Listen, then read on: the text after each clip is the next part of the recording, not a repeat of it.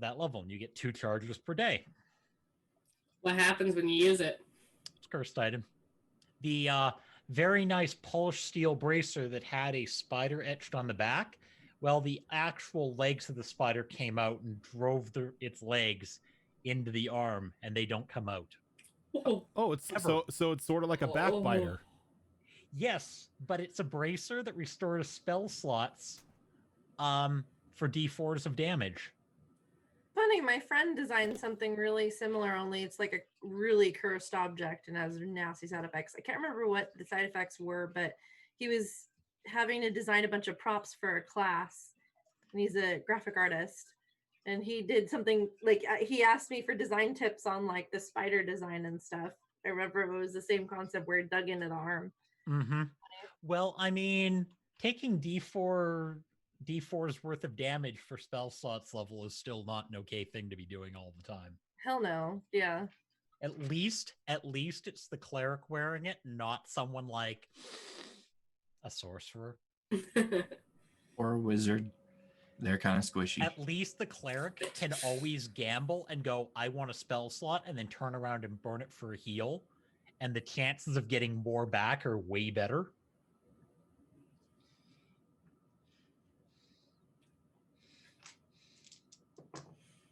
So there's just no way to get that thing off, though? Nothing. You can remove curse on it. It'll destroy the bracer. My suggestion was, well, you guys could always somehow end up over in Dagger Tree and get Zael to whip up a potion to remove it. Nah. It's like... Because we all know how well Zael's potions turn out. It's like, what's the worst that could happen, right? What's the worst? Now, to be fair, her potions always turn out exactly as she intends them to. She just can't remove the effects because she's so cursed that she'll probably die if you remove any of them. Yeah, at this point in time, she just has 15 levels in Walking Curse. Yep. What's your class, Curse? Is it bad I forgot where we were at in this one? For the Gnolls? Yeah. Knowles, we were on top of a sand dune speaking to an wise person. Yeah. Oh, that's right. Our multiple right. timeline selves. Yep. And everyone decided to sacrifice something except for Zara. Yeah. Except for Zara. Which is good. I'm glad somebody chose what Zara chose. Yeah, me too, after what you sent me. Yeah, and what's yet to come as well. I saw the updated map. That's pretty cool. Yeah, that an explanation of that will come. Okay. But before we get into the recap or anything like that, it is worth noting that today is the first day of our December giveaways. And we will, in fact, be giving away a set of dice. So I'm going to go ahead and drop a link to an image in chat here.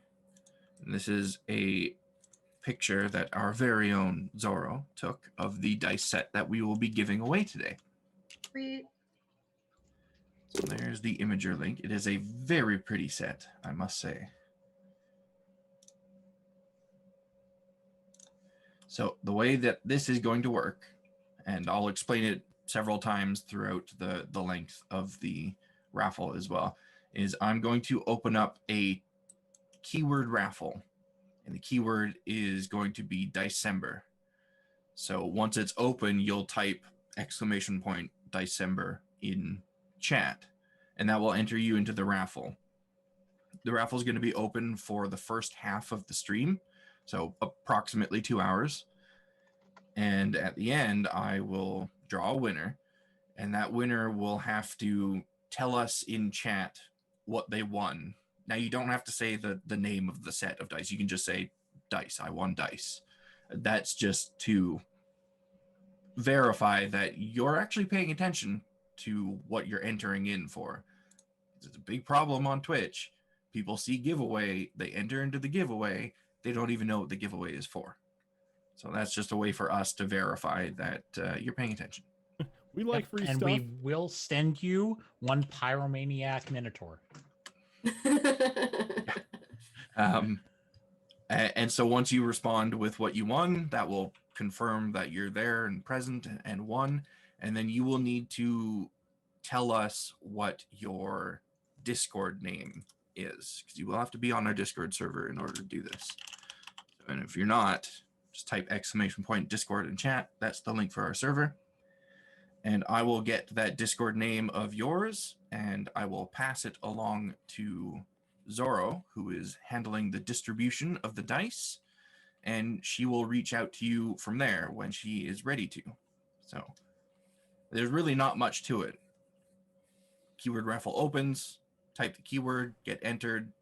If you're drawn, tell us you won dice, give me your Discord name. That's it. Super easy, super simple. Chance to win a lot of beautiful dice in the upcoming month. And we're doing this for every show, right? Every show, yes. So there's something I want to run by you guys for the holiday show as well. I had an idea that involves raccoon, but I will bring that up after episode. Now I'm curious. I mean, most people, I think everybody here is in the game. So yeah, why not? What I was thinking was, if we get extra life donations of $75 or above, the raccoon tier, and this is up to the DMs, the other DMs if they want to be involved as well. But every character on every show, it's a raccoon present. That would be interesting. And we'll do that specifically on the Saturday games. I'd be down for that. Absolutely. Giving away raccoon gifts, as I discovered last session, it's a lot of fun. Mm-hmm. I like it. It challenges creativity when you start having to try to think up things like the Snuggies and whatnot. Something that doesn't make people overpowered in battle, but at the same time is still useful.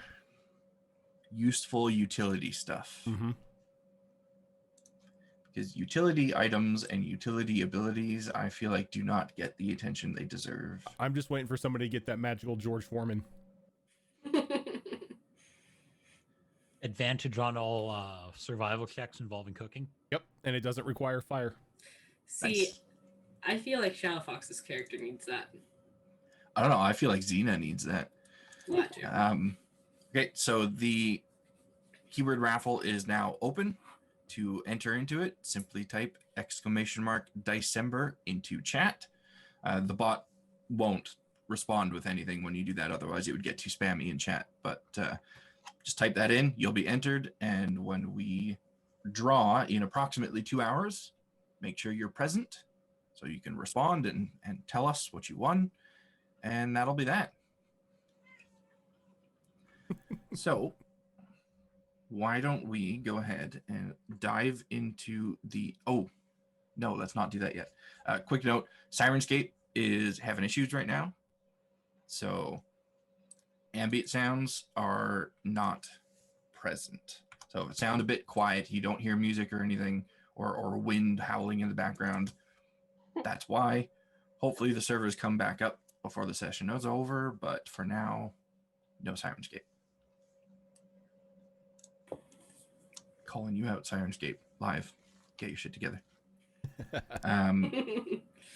So last session, you guys continued your trek from the Colosseum to the strange dune to the north. And the trek went relatively okay at first. You did find yourselves beset upon by a rather large swarm of Manabane scarabs at one point, and it took you guys a fair bit of time to realize that they were Manabane scarabs, even though they're something that all of you should know. Just below 9 roll or below 10 rolls. Look, we're dumb pups, okay? But you shit. aren't. That's the thing, you aren't. Some of those stat rolls were stats that you're good with. The dice just said, no, not today. You don't need to know that. It's fine. But thankfully, I believe it was Zara knew they were coming before they reached you, and you guys took cover, didn't have any of your magical items or spell slots gobbled up by them, and they went on their way. After a bit more travel, maybe I got the order of this reversed, but at some other point during travel, you also encountered a couple of strange looking creatures. One known as an edema, and the other known as a Lacrota. After a bit of a battle with those guys, you managed to knock them down, send them back where they came from, and continue on your way. Upon reaching the base of the dune, you were perhaps maybe a little bit disappointed at first because it seemed like just a regular sand dune until a set of stairs suddenly formed in the sand and you guys made your way up. And at the top of those stairs, you discovered a strange man creature. You didn't quite know what he was. None of you have seen his kind before. He had bird feet, and instead of hair, he had blue semi-metallic feathers that went all down his head and across his shoulders and forearms. And he stood up from his seat atop the flat of this dune and addressed you guys as though he knew you or expected you, which seems to be a theme so far, people expecting your arrival. He kind of explained in a slightly confusing way that he was present in this area across multiple possibilities, and he was having this conversation with you, but also with a different you and a different you, and so on and so on. A bit of a strange man. He explained that his name was, as I glance at my notes, Monk Tiashi, and he offered to teach you abilities that were known by other versions of you, or to offer you knowledge and answer one question to the best of his ability. Zara chose to go with the question and got a kind of vague answer about the direction that you guys should be headed.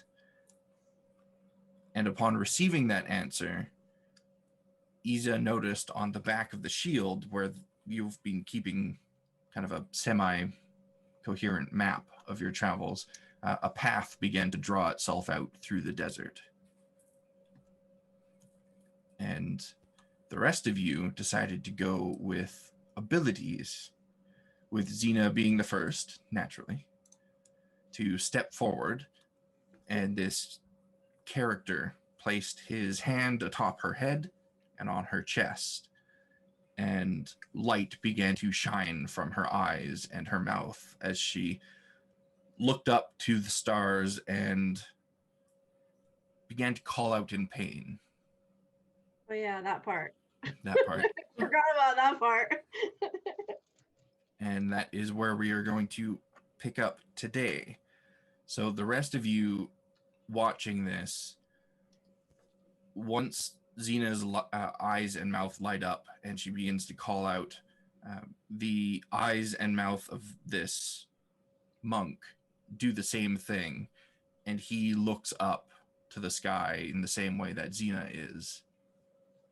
And Xena, you feel like you're being pulled through space at an incredible speed. Light just flashing, whizzing by you. Nothing discernible but movement and flashes, until you get a vision above Wraith's Cast, the settlement that you're from, and you rush towards it as quick as can be, and you see a little tent. And within that tent, as your vision is pushed through the opening, you see 2 gnolls and 3 newborn pups. One of those pups looks very, very much like you did when you were a pup. And then suddenly you're pulled again through this light tunnel, and you see images of that pup growing up.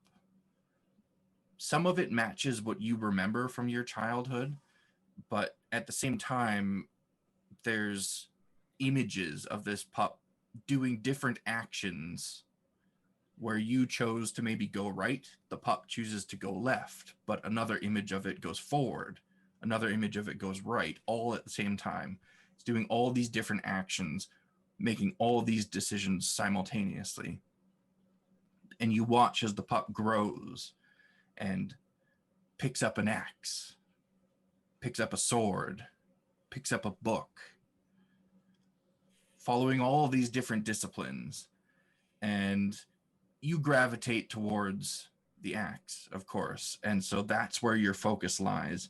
And you watch as this pup follows a very similar regiment to what you did when you learned how to fight, but goes in a different direction at one point and begins to dive into the magics of, what's the word I'm looking for here? Gnolls and their strange words for things. The strange magics of the shamans, not the Green Mothers, but a different sect of the shamans within the Gnoll clan. And you watch as this other version of you trains with both the axe and the book simultaneously. And at one point, everything just stops. Everything freezes. And you're standing there looking at the flickering image of yourself, of this different you. And it turns and looks directly at you. And very slowly walks up to where you are and raises its axe and brings it down right on your chest. And when it does, a light bursts forth, and all of you in the normal world see that light burst forth as well. And it seems to be tendrils almost of green energy that burst out from this light in the chest and wrap around Xena before fading into her flesh. And the light in her eyes and her mouth, and that of the monk as well, fades. And he steps back. And Xena, you are exhausted. You feel like you just ran 5 marathons back to back. But there's something there that wasn't there before. In the back of your mind, it's difficult to remember. And you feel like that difficulty is going to remain somehow, like your wisdom perhaps has been reduced. But there's knowledge that wasn't there before. Maybe it has to sit and simmer for a bit, but there's something. You're bound and determined to discover what it is. And after you complete a long rest, you will have access to the ability that you have chosen. Whoa, guys, that's ow for one thing, and also what a definitely kind of a fun trip. I will let you know. You're gonna see some shit. Enjoy. I'm gonna sit down. Just gonna over here. Xena goes, has a little sit down, contemplates the other lives that she saw, similar to her own, for a while. I'm gonna look over at Xerax and be like, I guess I'll go next, unless you want to. You're muted. Feel free. I will step up into the spot that Xena just vacated. You got this. And just like with Xena, the monk steps forward, places one thumb on your forehead and the other on the center of your chest. He closes his eyes, and you two are rushed into this light wormhole. And similar to Xena, all of you guys see her eyes and her mouth light up, as well as the monks. And you two are brought to an image of yourself growing up. And you reach the divergent point of your lives when you find yourself standing in the training grounds of Wraith's Cast. And standing before you, standing before the image of you, is a very familiar man with the head of a snake and a large shield. And you hold on to this moment as best as you can. You try and learn as much as you can by watching this man.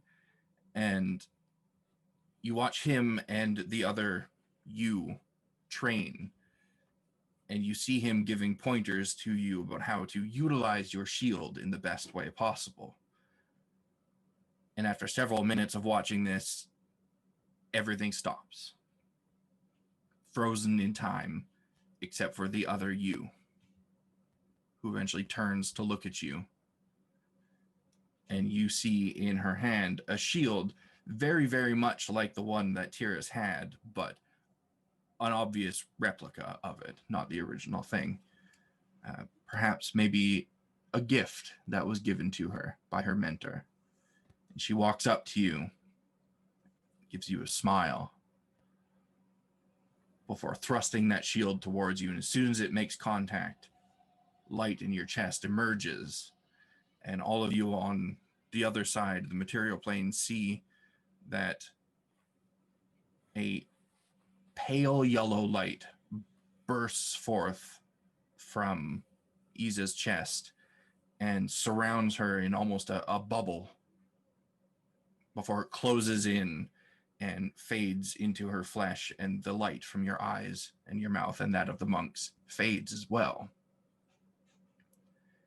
And when you come to, just like with Xena, you feel like you've been training for like 20 days straight without sleep. You are exhausted. It's difficult just to stay standing. But there's something there. There's a power within you, a certain kind of knowledge that wasn't present before. And it's seared into your mind, painfully so. It hurts just to try and think about it, just to try and think about how you would utilize it. And you immediately recoil from those thoughts and feel like if you try to push into them again, you're just going to feel that searing pain once more. That perhaps that part of your mind is now locked away and your intelligence has been lowered by it. But after a long rest, you will have access to the ability that you have chosen. I need to sit down too. I'm gonna crawl over next to Xena and like lay my head in her lap. We're like,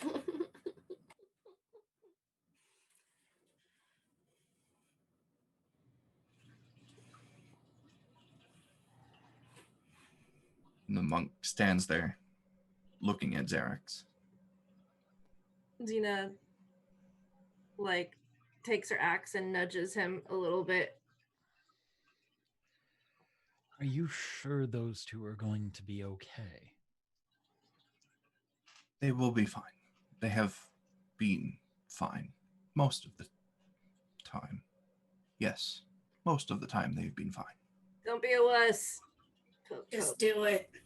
Do it. Join us. Well then.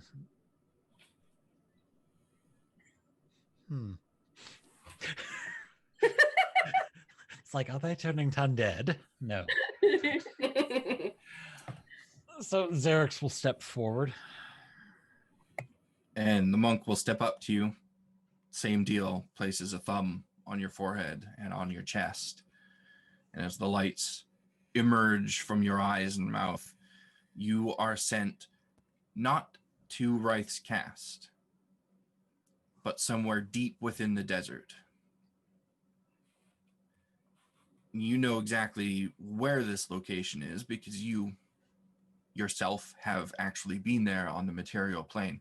This, you recognize, is the area that you ventured into far away from the settlement to train and hone your skills. But where you were trained alone on the material plane, here you see another individual with this image of yourself. A grizzled, old Gnoll with an eye patch over one side of his face. His long mane braided and dirty. He has a long bow in his hand. And you see him giving this image of you pointers and tips on how to maximize the damage from the shots with your arrows in a blink of an eye, to hide from your enemies and wait for the perfect opportunity to strike. And as quick as his arrow flies from his bow,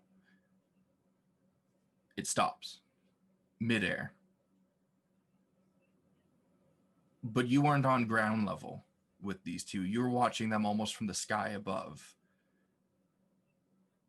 And you see the image of you turn to look up in your direction.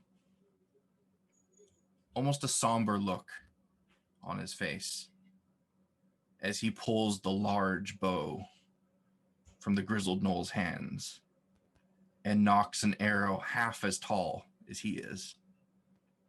Points it up directly at you. You try to move, but you're held there by some invisible force. And he lets the arrow loose. And it feels painfully slow as it flies through the air towards you before hitting you right in the heart. And a purple light expands out from your chest right above your heart, and everyone on the material plane sees this as well. It flies out and bursts in all directions. And the light takes shape almost into little arrows that fly out and then coalesce into a single arrow, which flies straight up and then straight back down right on top of Xerax. And when it strikes him, it blinds everybody in the area for just a brief moment. And when the light fades, with it fades the light in your eyes and your mouth and that of the monks. And you as well are truly exhausted by this, finding it difficult even to breathe after that event. And your presence feels diminished from this. Like you are less of what you were, but in a good way, less noticeable. You don't stand out as much, which perhaps will give you an advantage in a battle. The enemy doesn't know you're there. And after a long rest, you will wake up with the abilities that you have chosen. Well, that was more than ow. Mm-hmm. Right? Yeah. Please tell me my Come with a bit more of a warning. Did I not give you the warning? My apologies. I have given it so many times, it has slipped my mind. It's fine. Wouldn't have Seems mattered. minorly an important thing that should be mentioned. Please tell me that my light shield looked as cool as his. Yeah. I mean, it's a little different, but was mine like that? Totally. Yeah, It was awesome. pretty weird. Mm-hmm. Didn't know light came out of that place or that place or any of those places. No, that was the first. That was the first. Yep. I'm still girly here. Wouldn't have been really funny though if light came out, you know, where the sun's supposed to not shine. But would we? Glorious. It could have, and maybe we just didn't notice through your armor. Oh, you think? The two of you. I see that spiritual training hasn't matured you at all. Was it supposed to? I don't know. Is that spiritual It training? is what you make of it. Now, I have passed along everything that I was meant to pass along, so I am afraid this is where we part ways. It is painful Have to go to back leave. down now. Painful to leave such good friends that I have spent so much time with. Oh, you mean like overall all the timeline things, or because we've only been here like I don't know, what 45 an hour maybe. I don't know. How long were we out of it for? Good question. Very good question. It's been about 2 hours, I would say. The sun is now down below the horizon and night is setting in. Is this a safe place to sleep? Yes, you can sleep at the base of the dune. I will ensure you are protected. Maybe we have to walk down. Thank you. No. You can take the fast way. And he waves his hand, and the What sand way? beneath all of you gives way, and you begin to slide down the edge of the dune. Scrambles. And where it took you like 45 minutes to climb this dune, it takes you like 45 seconds to get to the bottom, sliding down this way. And when you reach the bottom and look back up, the monk is no longer there. Hi, Monk Kiyamatsu Kamanatsu. What was the name? I don't know. That sounds right to me. Thank you, Monk. We will meet again. Sure Maybe. he was really there. Actually, probably, considering the whole timeline thing. So we Or will maybe meet that again. was the last time. Is it? Maybe we're the ones who destroy time. That would be likely. I like destruction. Take it from me, don't destroy the planes and time. Bad idea. Take it from me, totally destroy the planes of time. This Cause a seems big rip in the unsafe. time-space continuum. Nothing can happen. Yeah, it'll be fine. Rules. It'll be after Dragon. That seems entirely unsafe. Funny enough, it was fighting a dragon that Fox did that.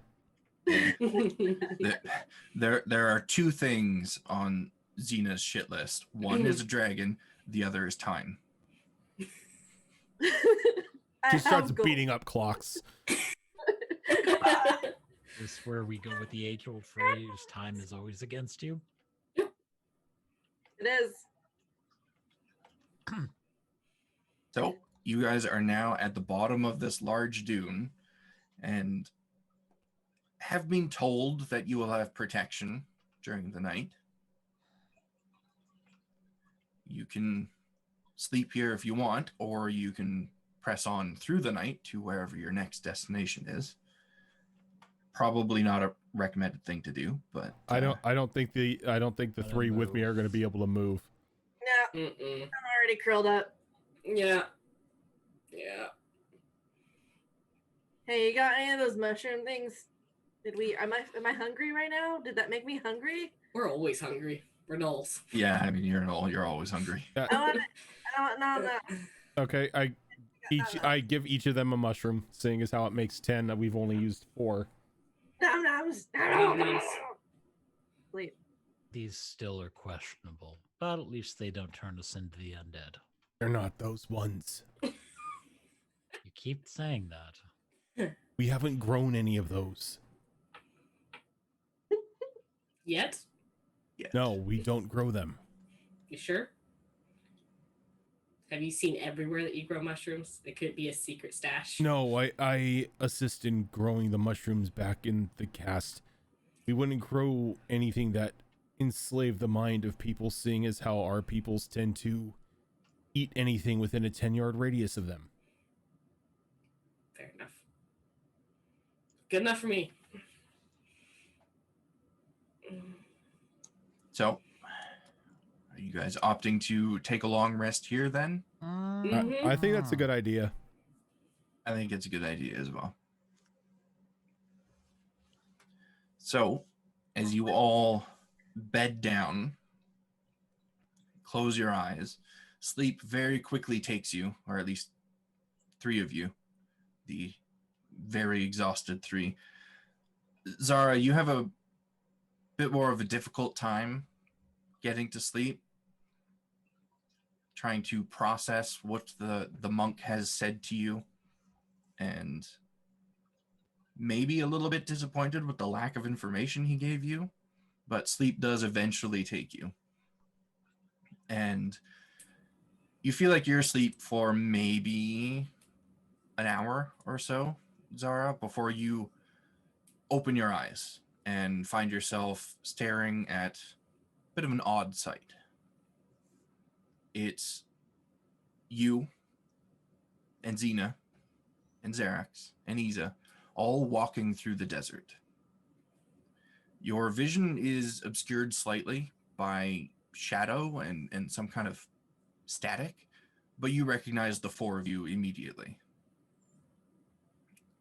And as the group travels forward, you begin to notice their silhouettes kind of shifting and swaying, passing over and through each other. The silhouette of Xena zooms to the left around the group, and at the same time, another silhouette of hers zooms to the right, like multiple images of your group overlaid on top of each other, like multiple possibilities being observed all at once. Some of the group splits off, going another direction. Some of the group are missing members. Some of the groups have extra members. Some of the Gnolls you don't recognize immediately. A young, nervous little Gnoll in one group. A white-haired Gnoll, their snake familiar in another. The only thing that every group shares is you. And something Monk Tiashi alluded to the day before jumps into your mind. Connecting to your other selves, observing them.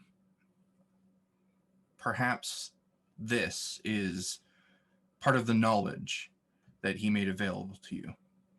Knowledge of the path traveled, but not yet seen. As this thought occurs to you, the sky in your vision darkens, and a crimson rain pours from the clouds above. A fiery explosion erupts on the horizon. A flash in your mind of a face, dead but undead. An obelisk pierces through the flames on the horizon and looms ominously above you, the ground around it opening into an endless, wailing pit that swallows you whole, and you fall and fall and fall as the rocks of the pit walls begin to give way to smooth surfaces, plates of copper and brass, steam shooting out from pipes emerging from the walls, pipes that twist and turn around spinning, clunking gears, and glass tubes of all sizes containing constant arcs of blue and purple electricity, and suddenly it's all gone. It's all black. And you hear a voice call out into the emptiness, "Help me." And the darkness gives way to a familiar horizon, familiar sand beneath your paws. Before you lies a large dune, shifting and swaying as it rises from the sands, and slowly emerging from its side, the head of a large turtle-like creature. The massive head rises up, turning to look upon you as the creature silently mouths a word, "Awake." And again, empty darkness takes you. You hear the beating of large, powerful wings from somewhere unseen. And then you truly awaken back where you fell asleep. A searing pain on your forehead, eyes painfully dry, the fur around them slightly matted from streaking tears, as though they've been open, unblinking for an immeasurable amount of time. Slowly, the pain on your forehead fades, and the air of what transpired giving way to the calm of the desert night. And sleep eventually takes you once again, fighting it as you might. And the next time you open your eyes, the sun has risen. Your allies stir around you. It is dawn, and the day is now yours. You have all had a long rest.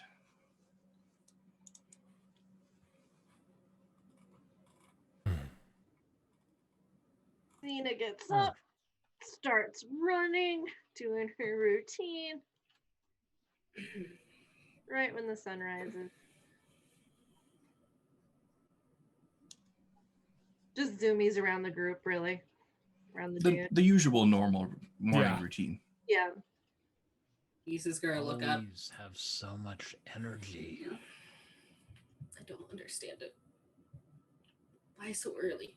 Why so early? So, for a little bit of context,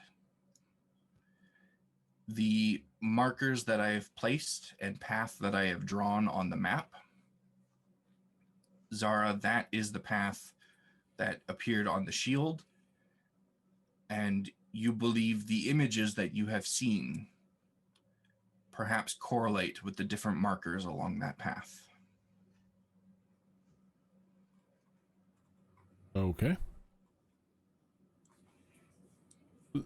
Zara's gonna do what she always does in the morning, make good berry.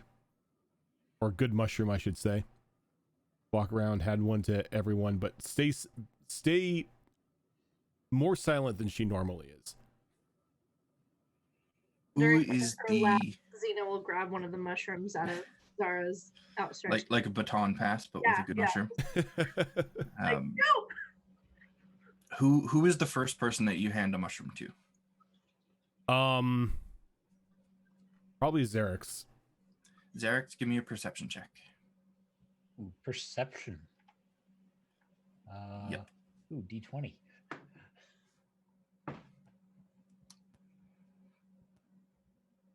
This seems par for the course here. No. My dice is just going over here for the rest of the night. That's a grand total of 7 with a 1 on the die. Oh. All right. Well, let's just gloss over that then. Never mind. Don't ask Xena to do a perception check while she's It was gonna be just the first person that got a mushroom. gonna be I bad. mean, it's nothing major, but you know, I mean, Zerik's had a bad day. you don't okay. see it, whatever it is. It's fine. Xena probably didn't even look at the mushroom. She literally just felt it in her hand and went, ah! and just kept going. So. I take a mushroom, then look very sad at my empty water skin. Yeah. Do you need water? No, you gave me a mushroom. I don't need water. Want water. I would much rather not waste a spell for it, but if you think we need it, I can make it. No, it's fine. You gave me mushroom. We really should save that kind of thing so in case it's imperative. In case I need to hurl a lightning bolt at something. You have this urge to actually chew on something, so I'm gonna go for a hunt.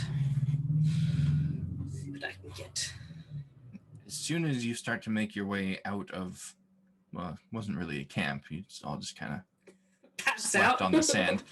As soon as you start to make your way out from your group, you hear Zara kind of yelp in pain. As Zara, you feel that burning, that intense burning again appear on your forehead. And it's almost crippling in its intensity. But it only lasts for a few seconds before it fades again. And runs over. I think here. it instinctively the hand's gonna come up and like feel if like somebody threw a rock at her or something. You don't feel anything awry, but Xena, you can give me a perception check. Okay, and I'm running in and diving for my axe because I think that we're under attack. Oh God, because don't hit my I- head Okay, with if the you're going axe. for your axe I and have not to perception. Zara, then I heard scratch it that. No go. perception. I still would have stopped, turned around, and walked over towards Zara to see what was wrong. Yeah, Given no, that she was yelping. going for her axe. Where's the danger? I mean, it's a good instinct to have. Okay, Isa, you can give me a perception check. There's no danger. My forehead just hurts. 19? 19. Okay. You don't Good day. see anything immediately apparent, but after hearing that it was Zara's forehead that was causing a problem, you go in to look closer. And Zara, do you allow her to? Yeah, Like, I think get, right up in your personal space. I think I trust her enough to allow her to get close. Okay, so Isa, you run your thumb along the fur on Zara's forehead, and you see very, very faintly on the skin beneath her fur is a mark that is identical to the third eye tattoo that you saw on the monk. When did you get the monk's mark tattooed on your forehead? What? You got the mark that the monk had on your forehead. When did you get that done? Did he Did you while we were sleeping? put this on me while I was asleep? And Zara, as you think about it, wondering where it could have come from, you realize something. You come to an immediate understanding of maybe not where the mark came from, but what it symbolizes. And you realize now that you, like your friends, have gained access to a new ability. And this ability I have already put in Discord for you, but just so everyone knows, audience included, it is called Inner Gate. And once per day, you can open your third eye, putting you in a trance-like state for 1 minute. While in this state, you commune with other versions of yourself, flooding your mind with their experiences. And this ability grants you vague knowledge of one potential event you may encounter within the next 24 hours at the DM's discretion.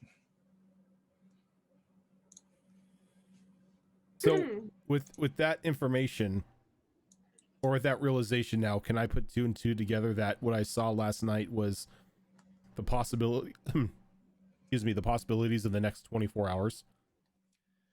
What you saw last night, give me a wisdom check. Hey, I'm actually good at those. I hope so. You're a druid. Really hope so. All right, first roll for this. I'm not even shitting you. That 20. Nice. So that's a 25, 24. 25. Perfect. 24. Okay.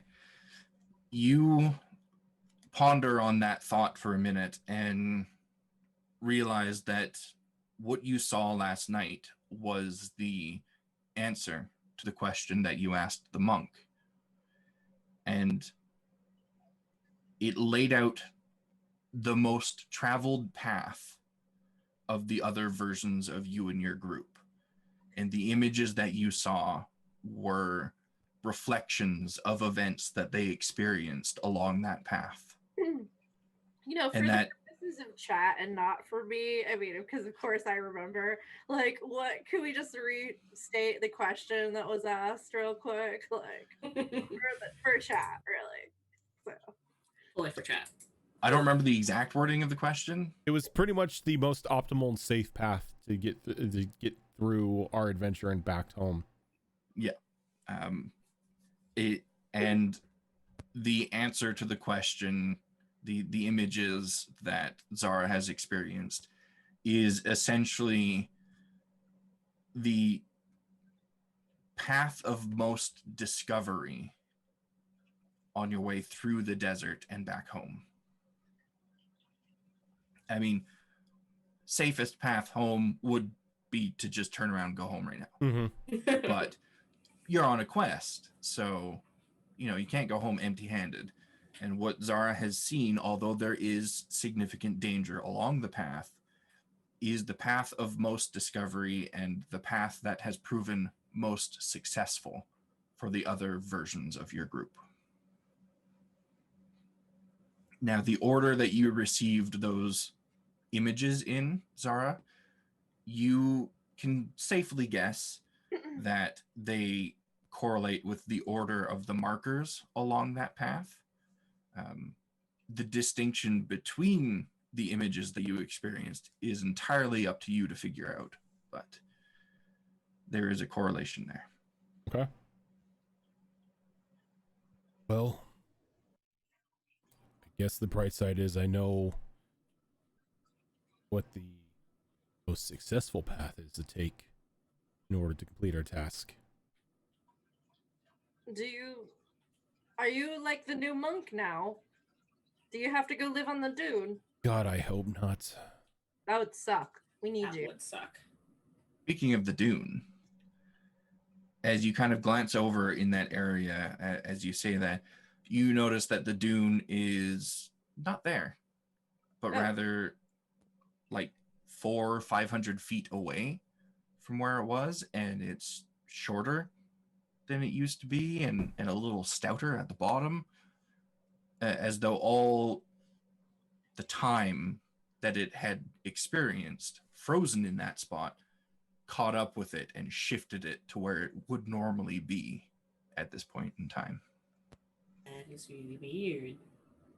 I know I was running around, but did y'all move on me? Yes. We did. Oh, we kind of walked and you ran around us as we walked. Oh, that makes sense then. I saw some things. It's just really far away, right? It's like a perspective thing. Last night as well. What kind of things? Were there any more of those damn spiders?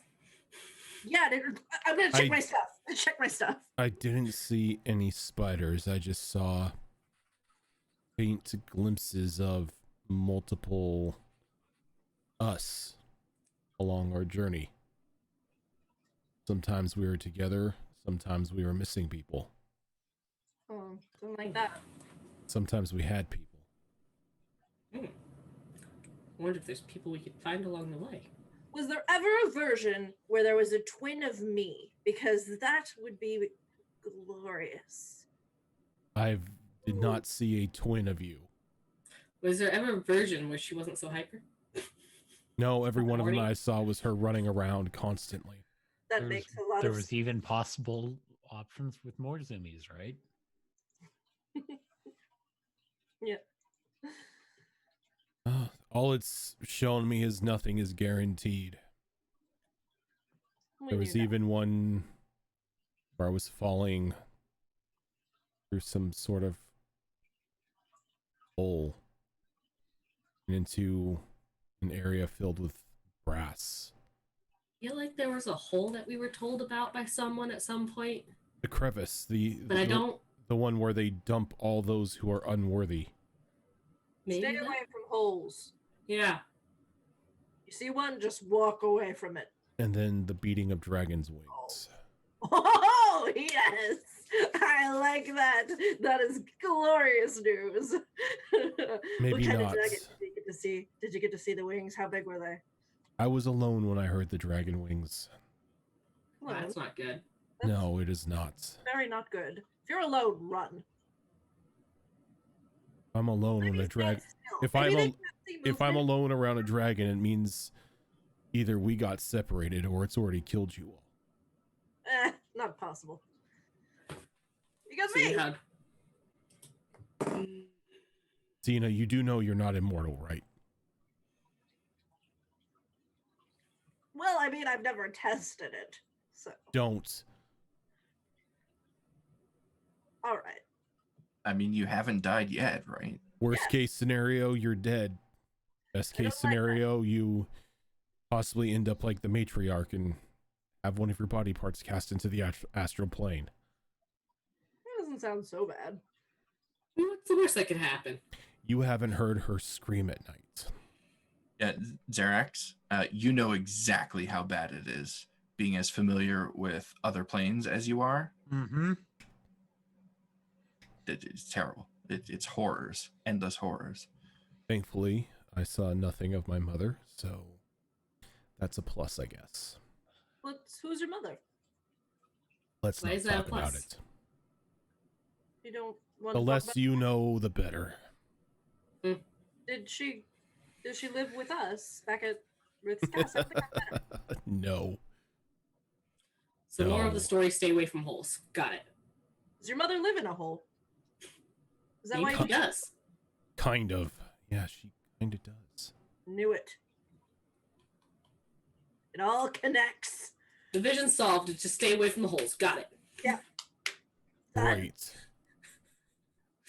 And avoid dragons on your own. If I will, I'm just gonna stay near you. See when a mushroom and a gnoll really love each other. I mean, in a twisted sense, yes. But I guess on the plus side, if we wish to take the most successful path that our other variations have taken, you know the way. Glorious. It should Is be that- it should be the one on your map. I was gonna ask, is that this one? The one that magically appeared on my map? Take a look at the map. The shield map. Shield It, map. it is very familiar to you, this path that has appeared. This would be it. I need to see if at some point we can get some paper so I can transfer this to a proper map. That would Probably not a bad idea. be a good idea. I imagine it's on the inside of the shield, not the outside that I hit people Yeah, with. yeah. I It's think a- you it's- guys were drawing your map with like charcoal or something, and Yeah. this path that has appeared in it almost looks like it was done with like a wood burning tool. So it's not going to rub off anytime soon. But if something happens to the shield breaks or shield gets taken or whatever, there goes your map. Is it a wooden shield or a metal shield? I've always been picturing Wooden. It's a wooden shield with some metal plating on the opposite side of it. Yep, some of these look smudged. Let's touch this up and make sure that we're not going to lose any details of what you wrote here. Anna's already in the process of taking out her makeup kit anyway to polish herself up. So she polishes up the map a little bit and then continues to fix herself up. So, where to, Zara? I just trace my finger down the line that's shown on the map. Just follow this. If this is the way we want to go. So I'm going to hold the map up and try and orient myself, and we're spinning around circles looking for the various points to orient myself. We don't have to take that path. Why wouldn't we? I'm just Who saying. had a dream of a dragon and the path was related to the dragon, so we're gonna The probably path was not related to the dragon. Maybe the path was related to the hole. Maybe we It's- should take the path. What I'm saying is just because other variations of us have done it does not mean we need Well, this was the successful path. The path of most success, right? the most success. Yes, there was still failure. It would be foolish to take another path, yes? This hurts my head. Me too. I'm going to go back to orienting myself, try to figure out what direction the path is trying to go. You two decide. I'm just Give me a survival check to try and orient yourself. I mean, previously you could use that dune to mark which way is north, but now the dune has moved and you don't know which direction it's moved. So Can I help her out? I was going to say, can I have an advantage for the wanderer backs thing, where I have an excellent memory for maps and geography? I can always recall normally I would say yes, but because the geography itself has now shifted. Okay. But Zara, if you want to try and help, you guys can roll separately. Okay. That's not bad. Survival, that's a 19 for me. It's a dirty 20 for me. Okay, between the two of you, you can get a pretty decent idea of which way is north. And knowing that, you'll be able to orient yourselves to go the correct direction. I want to take steal a piece of Xena's coal while she's getting ready and try and mark north on my map. Just like make the little symbol for it that maps have. Easy enough to do, assuming Xena doesn't chop off your hand for taking her makeup. She's a little miffed at it. And she puts it back. It's a little. And has like a little splinter in it from the wood back of the ship. It's a little too dull too. You gotta help the ow. Oh.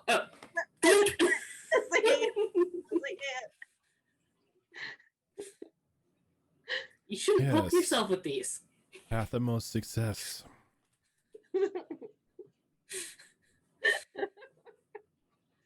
Every day you all inspire confidence. Right. Actually. We're pups and I lost some intelligence, so. Oh, that's right. Some of you are dumber now. Oh no. We're just not as wise, not as perceptive. He's not as wise, I'm not as smart. I was almost not as smart, but I realized it would have put me like really low, like grog level low. And I was like, That's why I didn't touch my charisma. Yet you would somehow still be smarter than a certain half-orc. It's not that hard. Fault.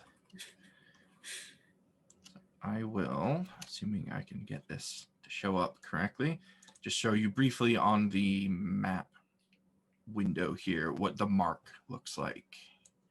That is now permanently affixed to your forehead, Zara. I didn't want to make that visible decision for you. So if you want it to be more pronounced and visible just from a glance, we can say that happens when you use that ability. Otherwise, it's beneath your fur, very difficult to see.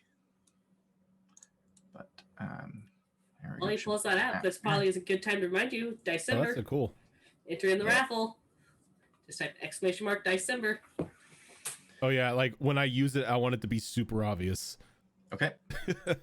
It shall be, and that mark is the symbol for the Way of the Seer monastic tradition. That is a monk subclass that may make an appearance in our Discord sometime down the road. So keep an eye out for that. It's a divination-based monk. Oh no, So, another class that can cast luck. Now you have to play a halfling monk. halflings are banned from that monastic tradition. I'm sorry. The monks are really accepting of all people allowed, except halflings. So it sounds like you guys have a direction. The lucky fist. Who is going to be leading the way? I guess I'll lead, seeing as how I had the visions and all that fun stuff. Okay. Choose a skill and give me some die rolls. I think we're gonna start off with the good old survival roll. Well, had a good roll with this dice, and now it's fucked me. That's you only get one good roll per die. That's gonna be a 9. A 9. Roll okay. high on the percentile. 9. Oh no. And a 31. Oh no. Hey, we might get to use our new abilities. 9 and a 31. Test things out. Okay. Less traveled. While I set some things up, make sure you guys have your character sheets all updated from the long rest. It's all updated. I'm ready to die. Capitan.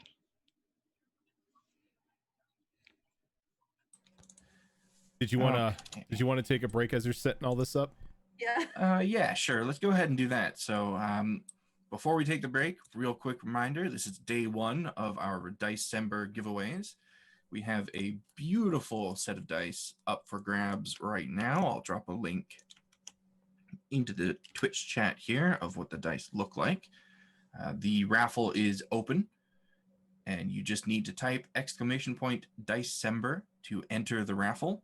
We will be drawing the winner for that roughly halfway through the stream today. So make sure you get in on that. And we will be right back in just a few minutes.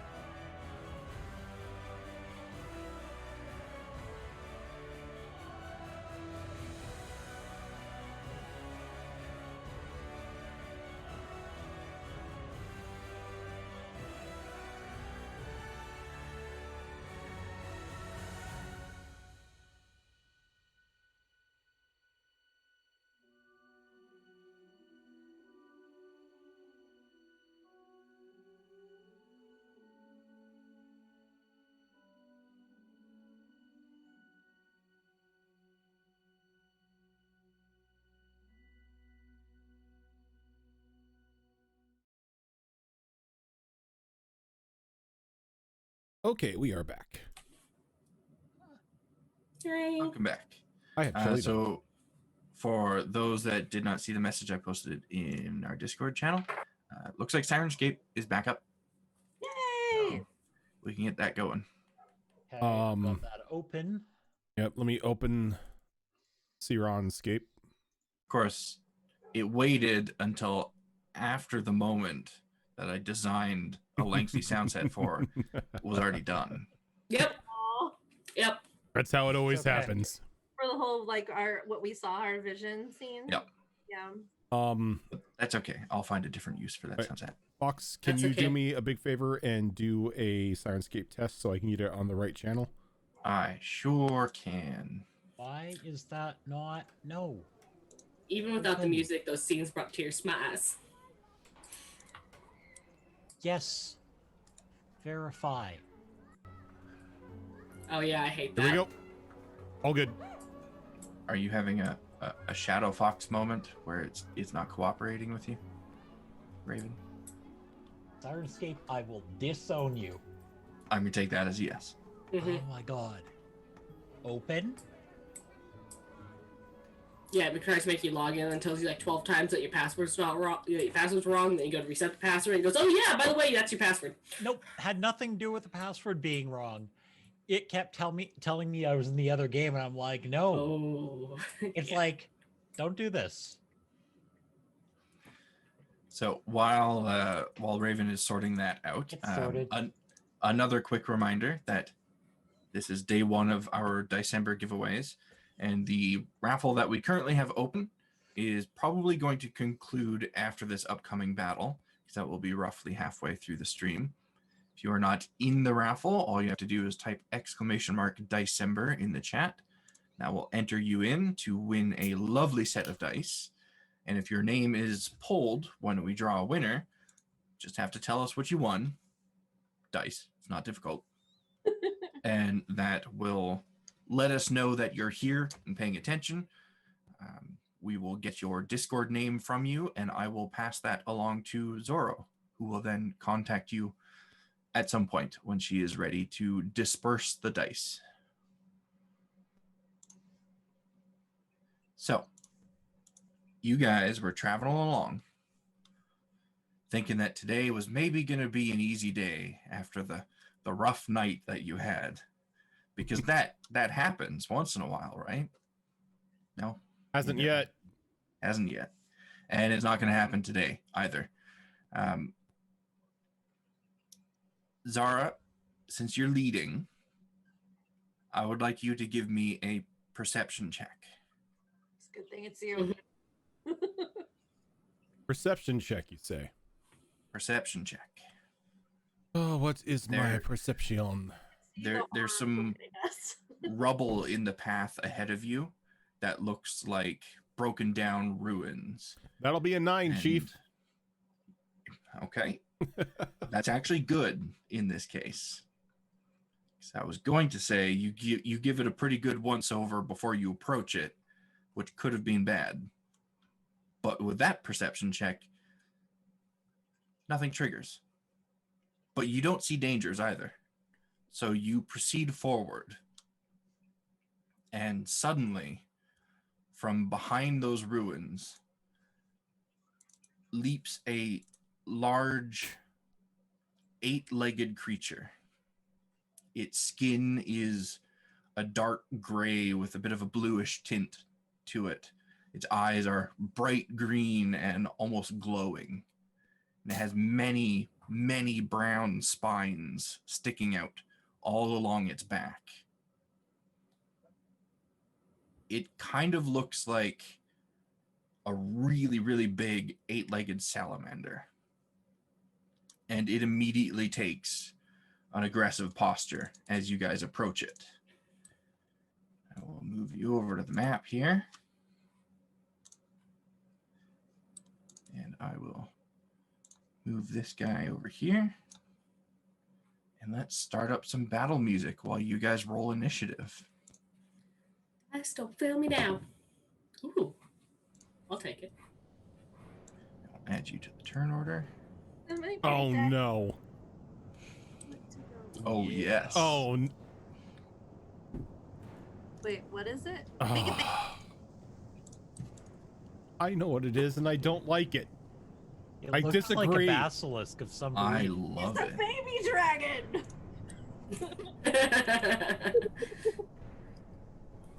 Oh, and of course, I Quick, have to... Zena, roll like it's a dragon. Yes, please roll like it's a dragon. I'd be happy to. No, No, not no, you. not you. Not you. Bad enough we have to face this thing. And I'm in front. That's never good.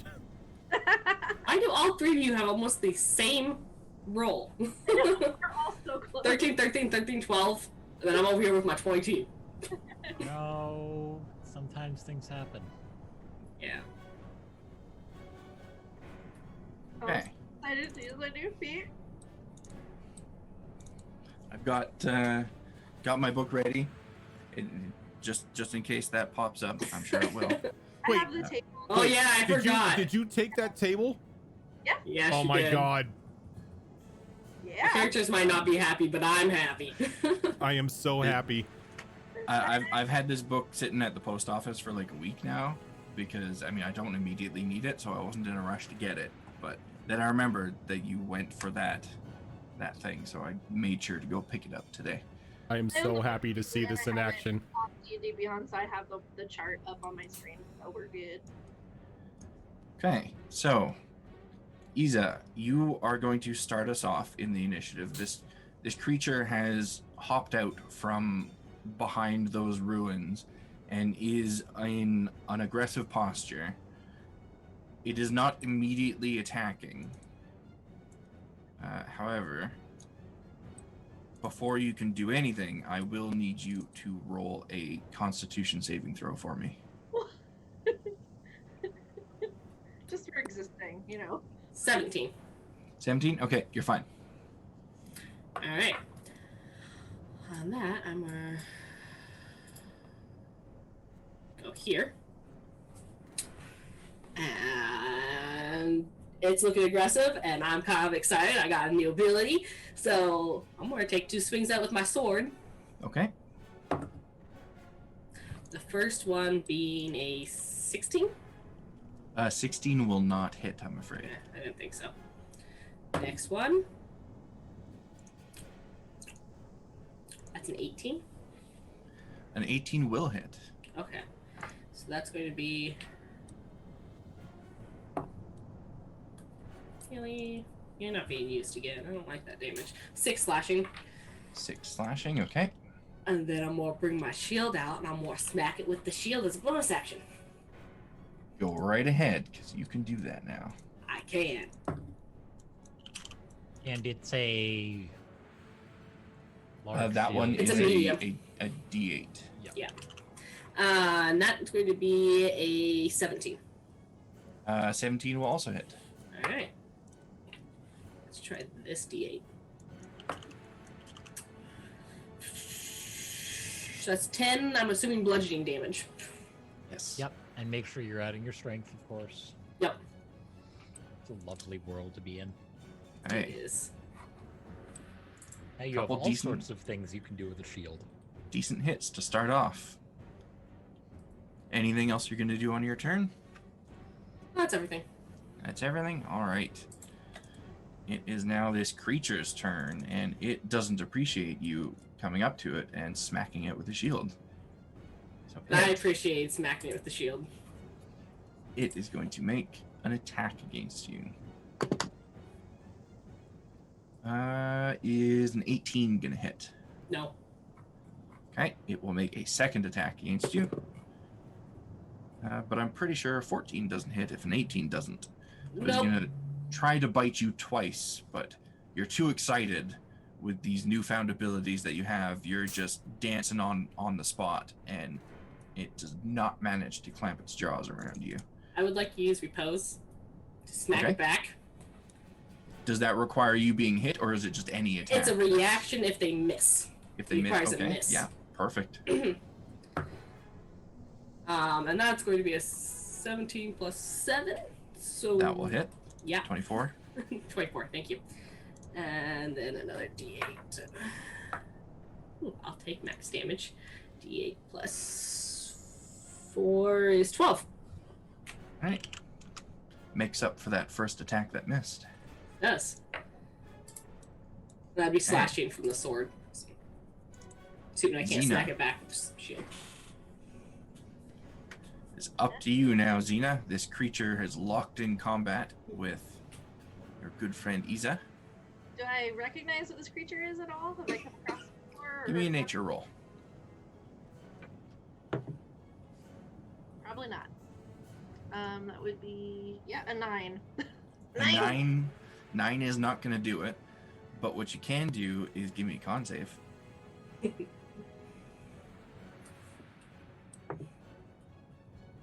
Okay. 18. 18, you're good. On my new dice. You did good, baby. You did good. So Xena is gonna look at it and go, "Baby dragon!" Because she's and she's gonna rage. And so let me roll for that real quick.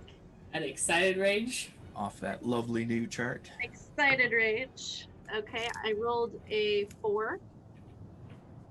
DM. So you're aware. 4? Yeah, 4. Ooh, that's a fun one. Especially for yeah. you, since things keep taking the weapon out of your hands. Arms turn into axes. Yeah, okay. So I guess my axe just starts to glow. Yeah, it's not as exciting, but it's okay. I mean, it turns an ordinary weapon into a magical weapon. Oh, Mm-hmm. true. We That's kind of need that. Maybe not against this guy, but one day. Oh, and I can throw. Oh, that's Yeah, that's try the that curious part. Is it I'm gonna gives try that that. weapon, no matter what it is, the light and thrown properties, as well as turning it into a magical weapon that deals force damage instead of regular damage. And the Thor thing, or yeah, if it's not in your hands at the end of your turn, it immediately returns to your hands. That is really cool. It makes it an item of throwing? Yeah, Pretty much, yeah. Oh, that is awesome. that is I amazing. mean, there's another axe in this world that does that.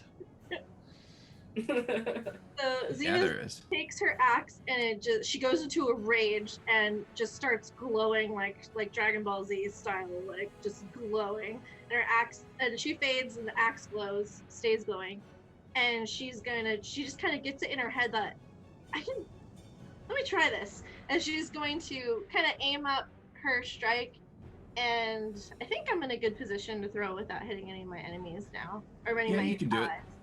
allies. And I'm going to throw the axe. It flips through the air. Hopefully it will hit. Let's find out. Oh yeah, that's so gonna hit. I was a little nervous.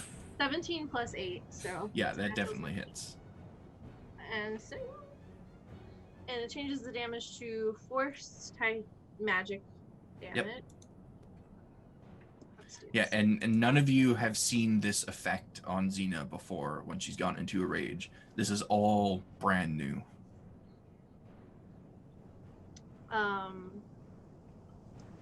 That'll be 9,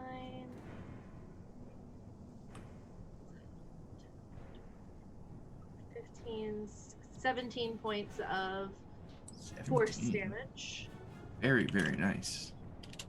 And now that I've thrown that, now it only reappears at the end of my turn. So Yeah. I'll take out for my second attack, I'll take out a spear from my back, and I'll just chuck that. Okay. So throwing my javelin, and we use this one. Oh, that was terrible. Okay. 12. 12 will not hit, I'm afraid. The spear goes just wide. I was so excited about the axe. Thought it was so cool. She was like, throw other things. And then she's just going to kind of strike a pose and hold her hand up, and she feels like she should kind of summon it, so she summons it, and you see the axe whirl back, or like disappear actually, and then just kind of reappear in her hand as she's posing. And that will be the end of her turn. And I think Zara might be the only one. Well, no. Zara and Xerax. When you two see that happen, it immediately pops into your mind like, whoa. That's a matriarch ability. She can pull her axe back to her. When did Xena learn how to do that? That will bring us over to Xerax. But before you can do anything, Constitution saving throw. Oh, lovely.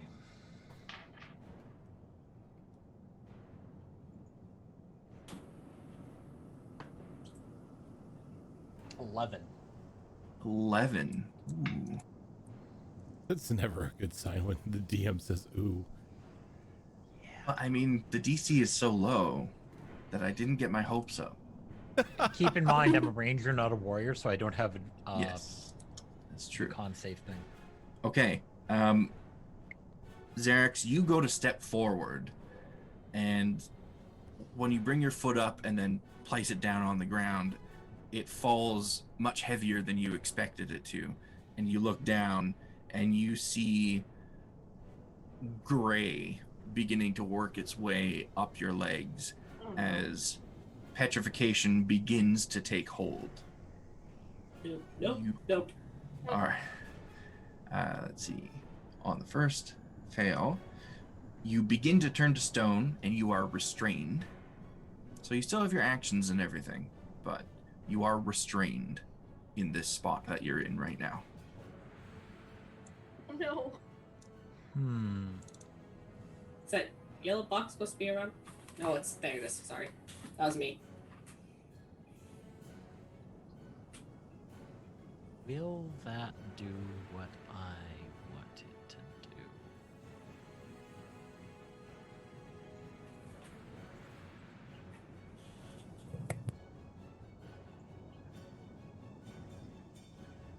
You know, am I a smarter puppy? That's the real question here. You tell me. That's what we're gonna find out. Yeah, okay, puppy has a clue.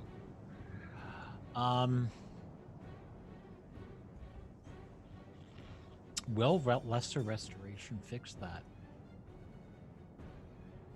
You can give me an Arcana roll to get an idea of whether or not it would. I mean, could be a worse option. No, it's a 4. Oh, A 4?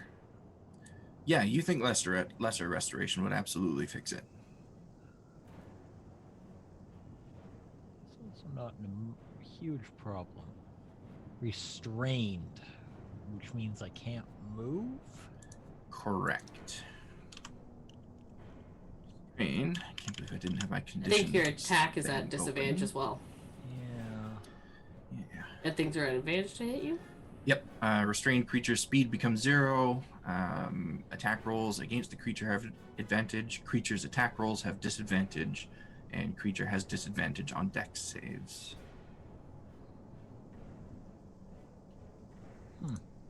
Well, we're going to try the obvious. We are going to cast Lesser Restoration. Okay.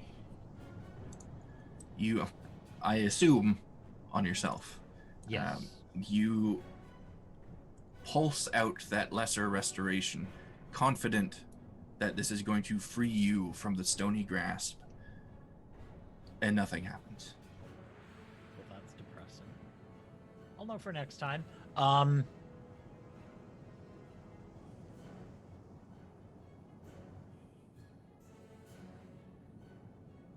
Yeah, that is going to be all I'm going to get to do, sadly. Okay? Don't have a second option there. Just got to make your save on your next turn, and you'll be fine, right? Oh, yeah. Yeah, okay. Okay, so that will bring us around to Zara, and I need a Constitution save from you.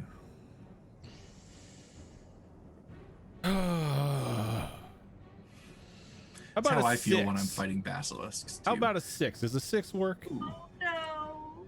Well, Oh no. you look back at Xerax, seeing that he's having a bit of trouble back there. You're like, ooh, I gotta stay on my toes and be careful of that. And you go to position yourself to maybe get in a place where you can see the basilisk, but it couldn't see you, and you go to move your leg, and your leg doesn't move.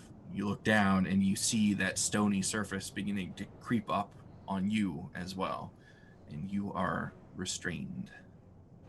Oh, wonderful. All right. I don't have anything to get out of that. I wonder if you wild Shit, shape. I do, but I can't. I don't have it prepared. There's a way for me to break it, but I can't do it. So It's this not is good. actually a good opportunity to briefly mention what was going through my mind when I created that ability that you now have. I like to play casters a lot, and one of the biggest problems that a caster has is, what the hell do I prepare for the day? So with that ability, you could get a glimpse into something that may happen during the day, Yeah. and perhaps give you a better idea of what you should be preparing. So seeing as I can't move, I'm turning to stone. I'm going to bonus action cast Shillelagh on my quarterstaff, just Okay. so it's there, and then I'm going to place a hand on my chest, and I am going to cast resistance on myself. Okay. To And get- remind me what that does. When I roll a saving throw, I can add a D4 to the roll, Very nice. and that's a Probably cantrip. a good call. Okay. So, wasn't expecting two of you to fail the saves in the first round, so I might end up feeling a bit bad about this, but all Don't of do you it. see some rustling in the sand a little ways away from where you encountered the basilisk that you're fighting right now, and emerging from the sand, from their den, What? is 3 other basilisks. Ugh, hell. Yep. And they all turn to see Isa assaulting their good friend, Basilisk number 1, and go in to assist.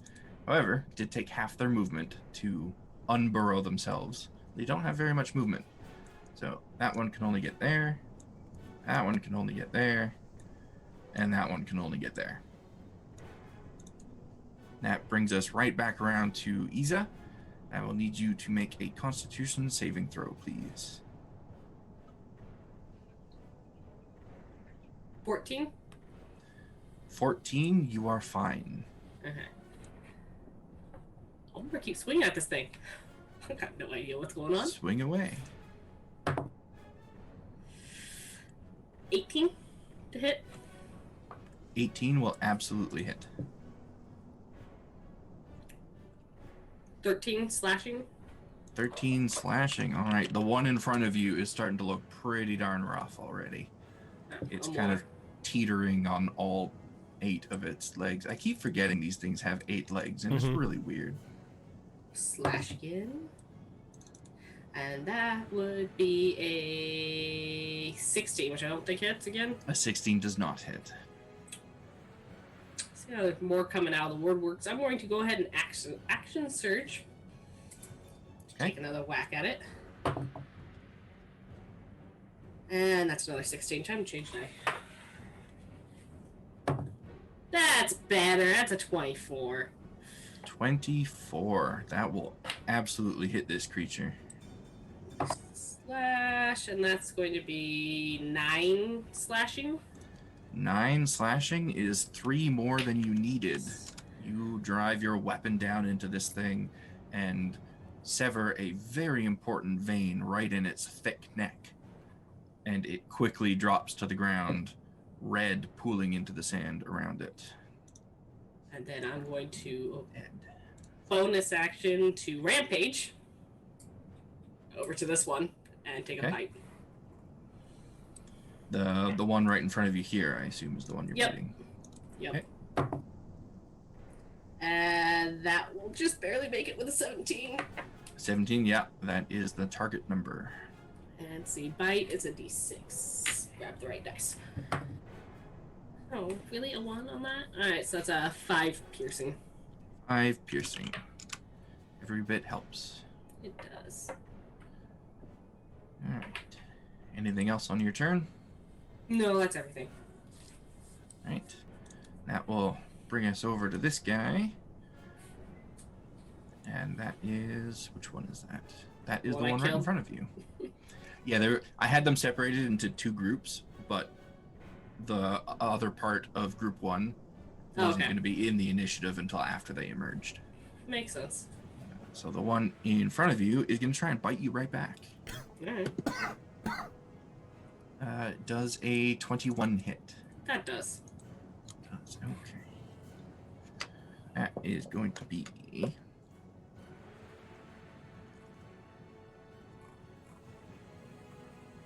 12 piercing damage and Okay. 7 poison damage.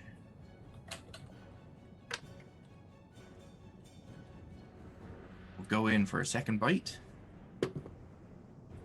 Don't think an 11's going to hit you, though. Nope. So that is all that one can do. That will bring us around again to the glorious, posing Xena. And do I need a con save from you? Oh, let me do that Check first. with my ruler. No, I don't. Unless you step within range. The range Nope. is 30 feet. I am moving. She wouldn't know that, so this is where That's I fair. wanted to be. Okay. 25. That's where I wanted to be. So I gotta Okay. keep an eye on my 2 other allies that are strangely staying in place and seem uncomfortable. They're So- quite uncomfortable. And as So soon as you con- move there, you need a con save. Okay. Let's use this dice. Okay. 18. Another 18, actually. You're good. Yeah. Golden, if you will. Sweet. Glorious. Use a whole different die too. And I'm going to. She's gonna take out her glowing great axe that she has in her hand and chuck it at the one that is currently that her ally is currently trying to take down. Okay. So if I have line of sight there. Yep. And let's use this one. Okay. That's a dirty 20. Dirty 20 will absolutely hit. Ooh, low damage. 8, 9, just 10 points of the force damage. It's okay. And then I'm going to take out another one of my javelins, because I have 3 of them total. Or no, 4, sorry. And I'm going to throw, so I'm down to 3 now. And I'm going to throw one of my javelins. So it's 11 on the die. 19. 19 will hit. Oh no, wait, wrong dice. D6. Okay, low damage. Sucking on the damage tonight. 6. So it'll be 6 points of piercing damage. Your javelin finds its target and does exactly the amount of damage you expected it to. And then she strikes another pose, this time kind of the opposite way, after she does a little bit of a spin. And in mid, like right when she's on the turn of coming back from the spin, without even looking, just catches the axe as it reappears in her hand. And Isa, you have to duck out of the way a little bit as you see the axe kind of pull itself out of the hide of this creature and fly back into Xena's hands. All right. Xerax, give me a very important Constitution save. Which one of my dice is not going to betray me? I know. Well, the ones you haven't bought yet. Indeed, that's the true answer. 12. Oh no! Well, what was the number? 12. 12? That matches the DC, so it's a success. Ah, The petrification that was climbing up your legs quickly fades away.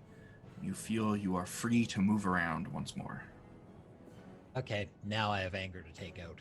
However, over. that save happens at the end of your turn, which I didn't read until now. So you still have your actions and everything, but for those actions, you're still That's restrained. fine. That's fine. So, in that case, I'm going to cast Spike Growth. Good call. Now, this came up in my game. Spike Growth, if you use a radius on an icon, is completely wrong. Is it? It is. If you go into, you know what? Let me see if I can dig it out. Oh, I can't. There are premium assets that are templates that you should have access to. Probably. There's a 20-foot radius one in there.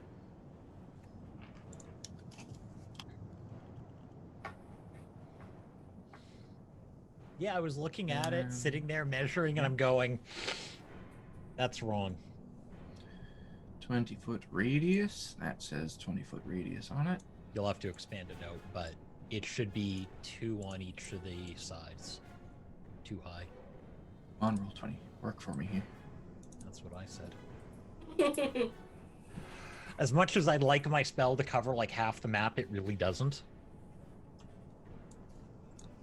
Come on, roll 20. You can do it. I believe in you.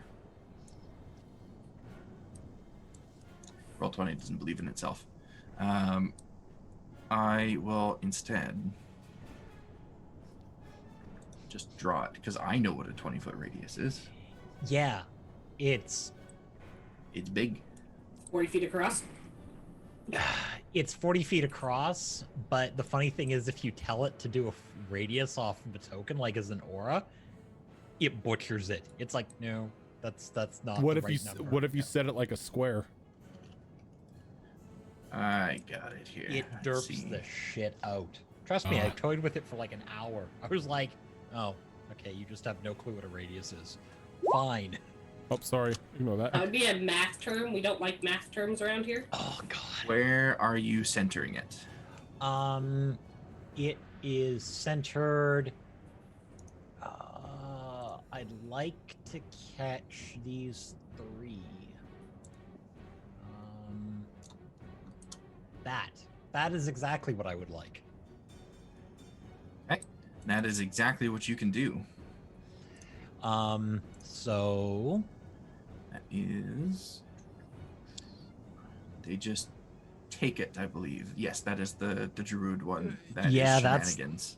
the druid one that every DM loves. Plant growth. Nope, Spike spike growth. growth. I mean, They just automatically take damage for being in it. comboed It's like, with oh, plant growth.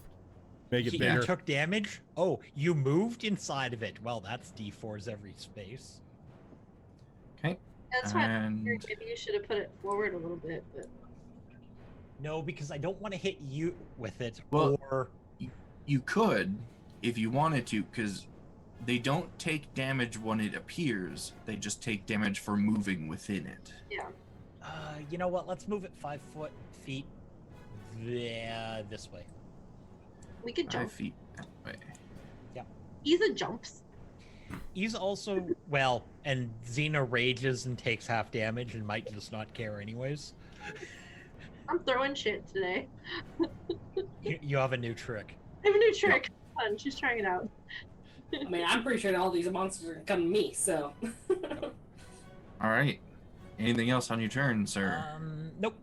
She'll come Okay. in soon if you At need the it. end of your turn, that is when the Okay. petrification freeze. And unfortunately, you don't have movement though, because it's the end of your turn. That's fine. Zara. All of you just move around her. You said you could jump, right? Here. Normally, yes, but you are still currently not restrained. me. I'm like, if you're in the plants. In the plant, you can jump. Jumping still uses movement on your turn. Mm-hmm. So Wait, I think would that say this you one- can jump into it without taking damage, but if you're in it and you jump in any direction, you're still going to take damage. Considering it's difficult terrain, Yeah. Jumping out of it might be a little more hazardous than jumping. Yeah, exactly. So jumping into it, you're fine. Jumping out of it, you're in trouble. It's like standing in a bramble bush and trying to jump out of it. Yeah. It's gonna hurt. Or even landing within it's going to hurt. Okay.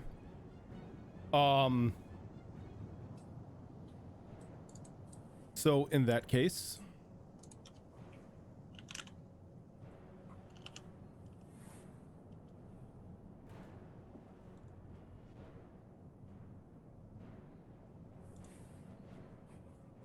it's a concentration spell. No, it is not.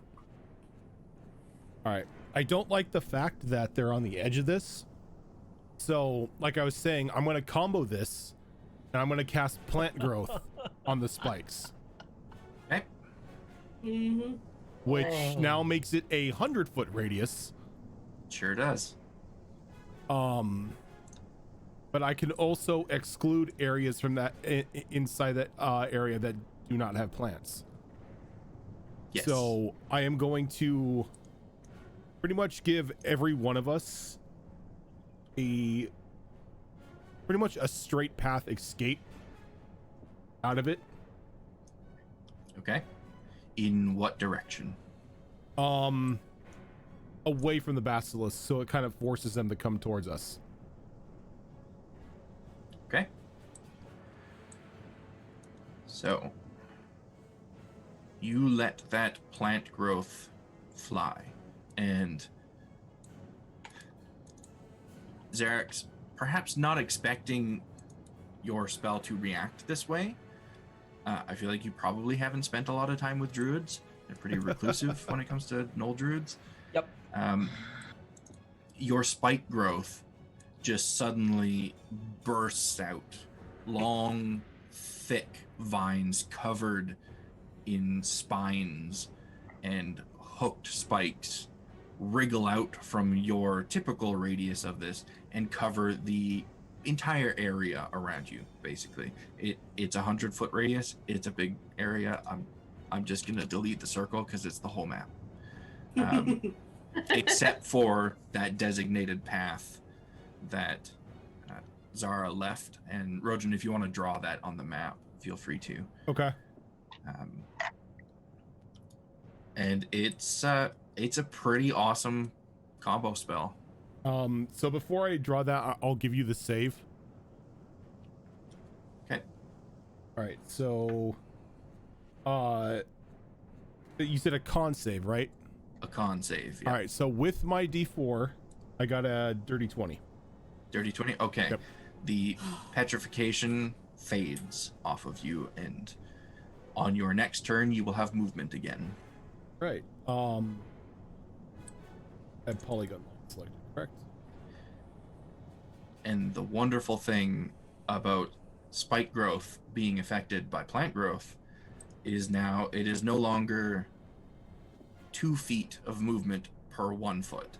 It is now 4 feet of movement per 1 foot.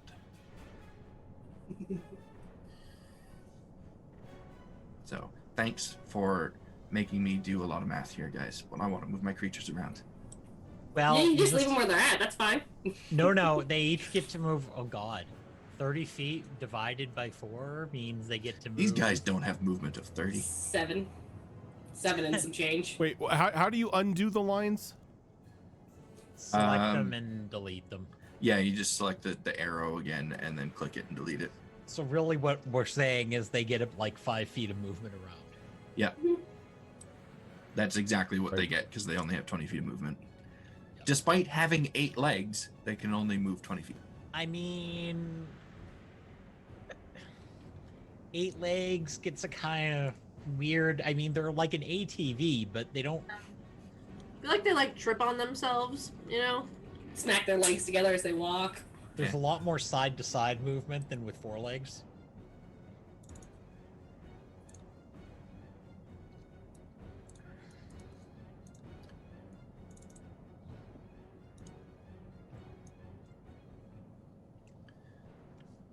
So let me pre-math here while Rojan is drawing that. Just let me know if you need dice for damage.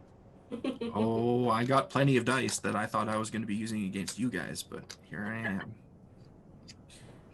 Oh, I'm talking for them taking damage.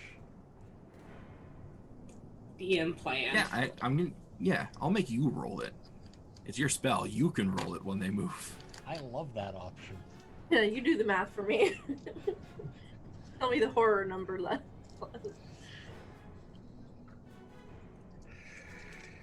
So You know, there really needs to be a cast at higher level option for spike growth. I mean, when I'm playing a druid, I absolutely agree with you. When I'm the DM, no, there doesn't. What are the X's? A difficult terrain. Well, it's where the plants are still there because I just assume you can jump that. Okay. So pretty much, you know, for this is for Isa, so she's just gonna go straight down and just jump over it. So once they get out of it, they're still gonna have to run through some painful terrain just to get to her. So we're running hurdles.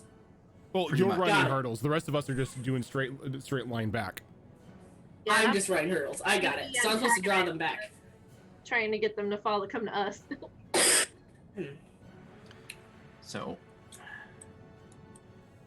that basilisk that's diagonal to you, Isa, Mhm. is going to bite at you twice because Okay. it can.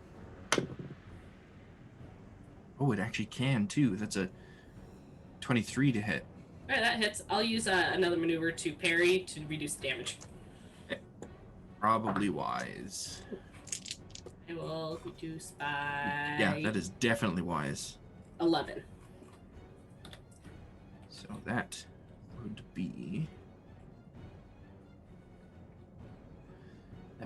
be 14 piercing damage and 11 poison damage, but instead it's going to be 3 piercing damage and 11 poison damage. We'll make a second bite against you.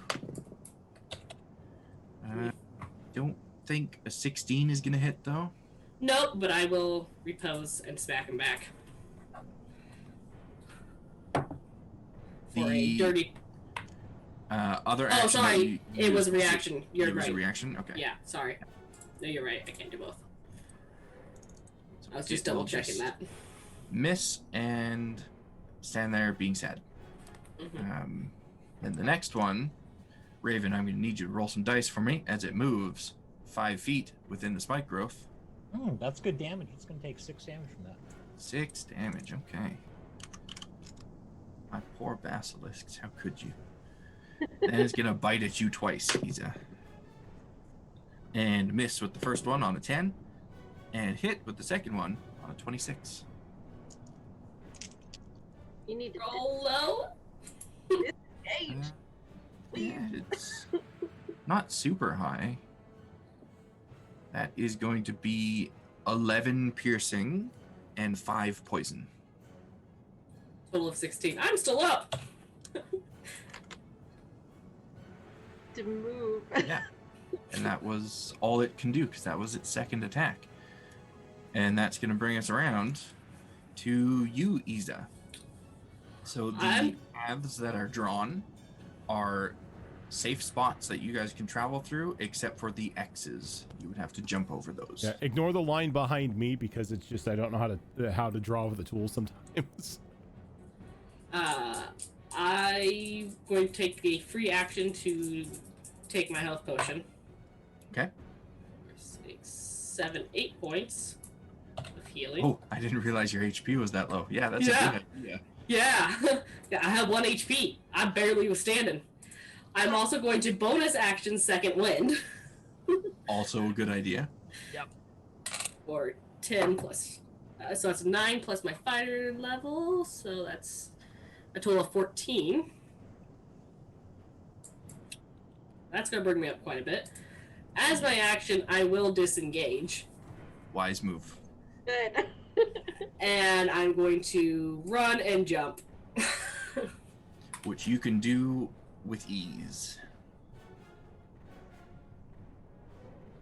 I assume that will be the end of your turn. That will be the end of my turn.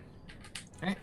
I'm gonna turn around and face back at him with my shield out and look at him menacingly. Oh, actually, that's a good point. You were facing them. I do need a con save. Yep. This will determine whether or not you are actually able to run. I want to use this die. 20 something. You're 23. 20 DC's something. 12. You're fine. 22. Okay.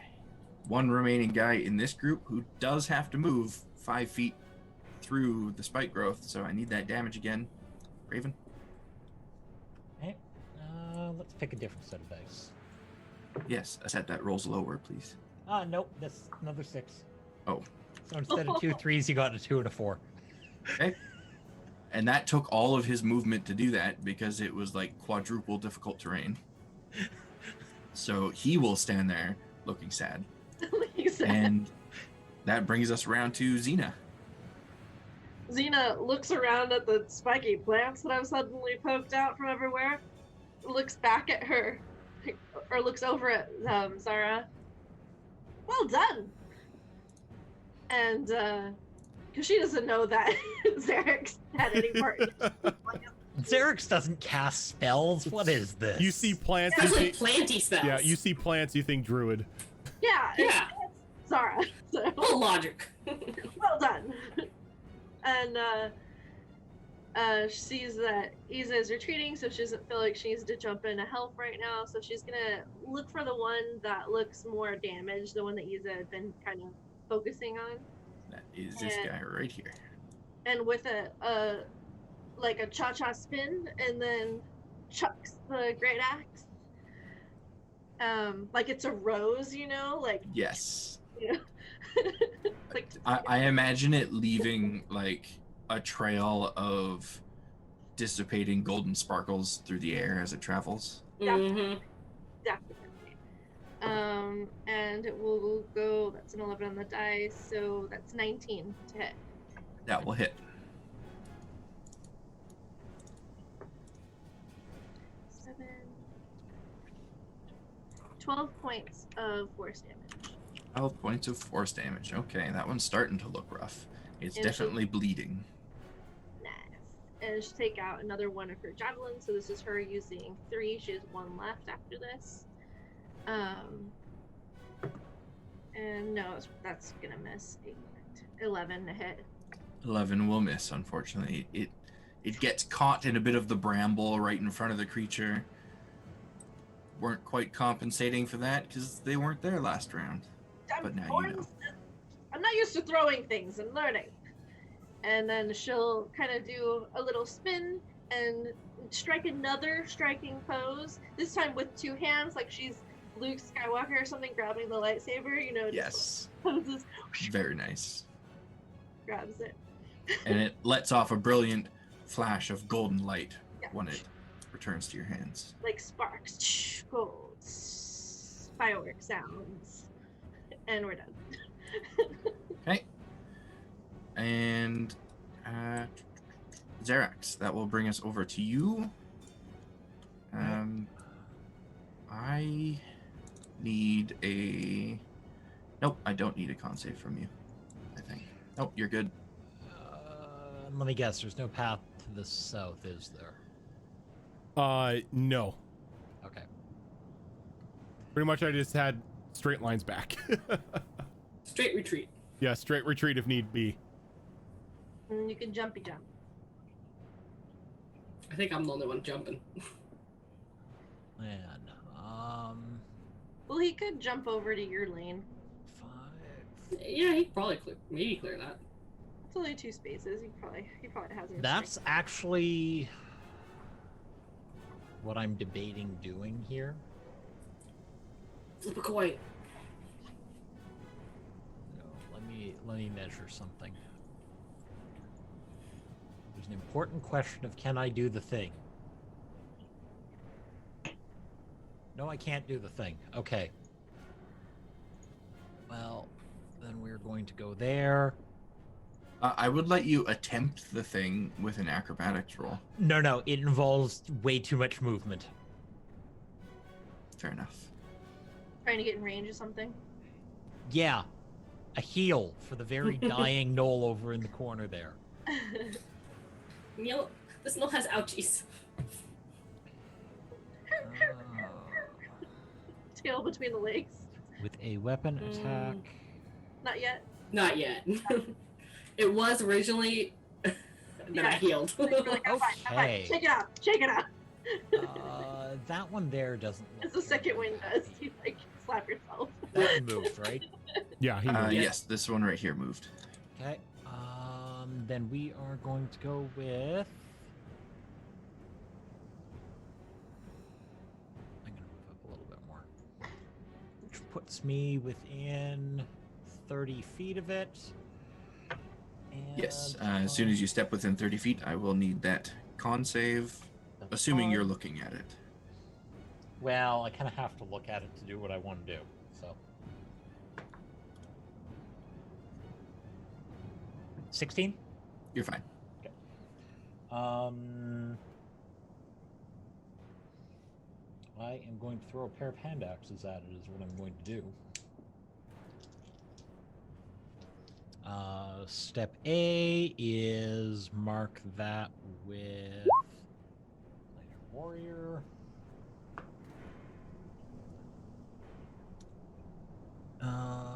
Does a 14 hit? 14 does not, I'm afraid. Remember? Nope. Nope. Nope. Nope. Nope. Is that a 1 nope or just a miss nope? Nope. That was just too lower. Fair enough. Just it's fine. I'm a little sad it's not a 1. Fun things would have happened on a 1. Oh, axe in the back of my head. I mean, it could be axe in the back of your head. It could be Xerax falling face first into his own spell. A lot of things. But it's just a miss, unfortunately. So, I'll have to get anything those else on later. your turn, Xerax? Sadly, no. Okay. Zara, I will need. If I am not looking at them, do I need to give a saving throw? You can avert your eyes on your turn at the start of your turn. Okay, because I'm going to cast a spell and it's a focus location. So would I still need to give a save if I'm not directly looking at them? If the spell states that you have to see the location that you're casting the spell to, and the location is somewhere in their vicinity, then you have to look in that direction. Gotcha. But if it doesn't state that, if it's just an area within range, then you don't have to be looking. I got a 17. 17, you're fine. All right, so we're gonna be an even bigger ass to these as Xena called them, baby dragons. My poor baby dragons. I'm gonna focus a lightning bolt right there with cold Oh, lightning. my poor baby dragons. Yes. Yeah. So all 3 of them are gonna need dexterity saves. Glorious. Oh, dexterity saves. That's what they're good at with their -1. It's a 3 for the first one. A 1 for the second one. And a 1 for the third one. Okay, so all of them are gonna take full damage here. You hate my basilisks. What did they ever do to you? Colors lightning. Petrification. So all of them are going to take 13 points of lightning damage. 13 points of lightning damage. Color Very is your good. lightning. What color is my lightning?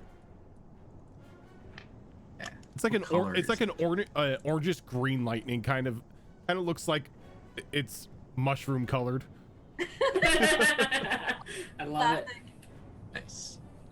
All right, that was a good hit. The Liching Hour, thank you for that raid. Love that Thank name. you.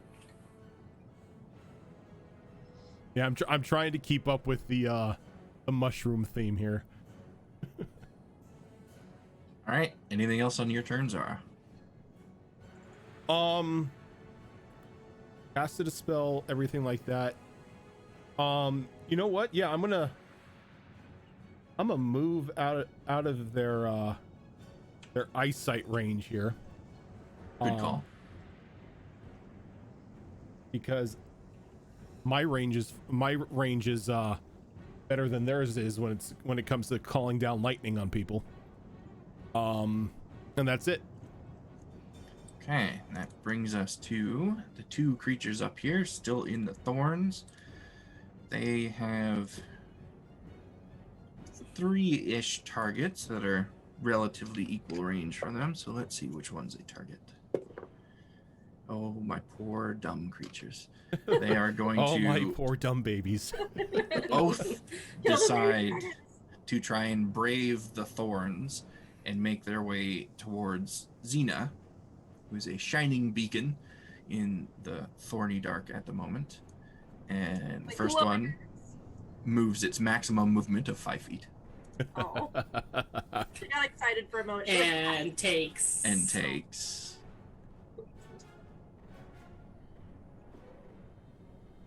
And take 4 damage. 4 damage. Okay.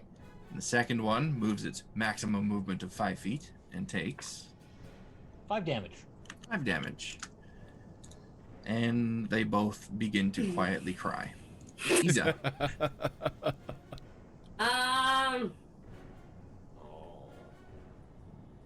Mm,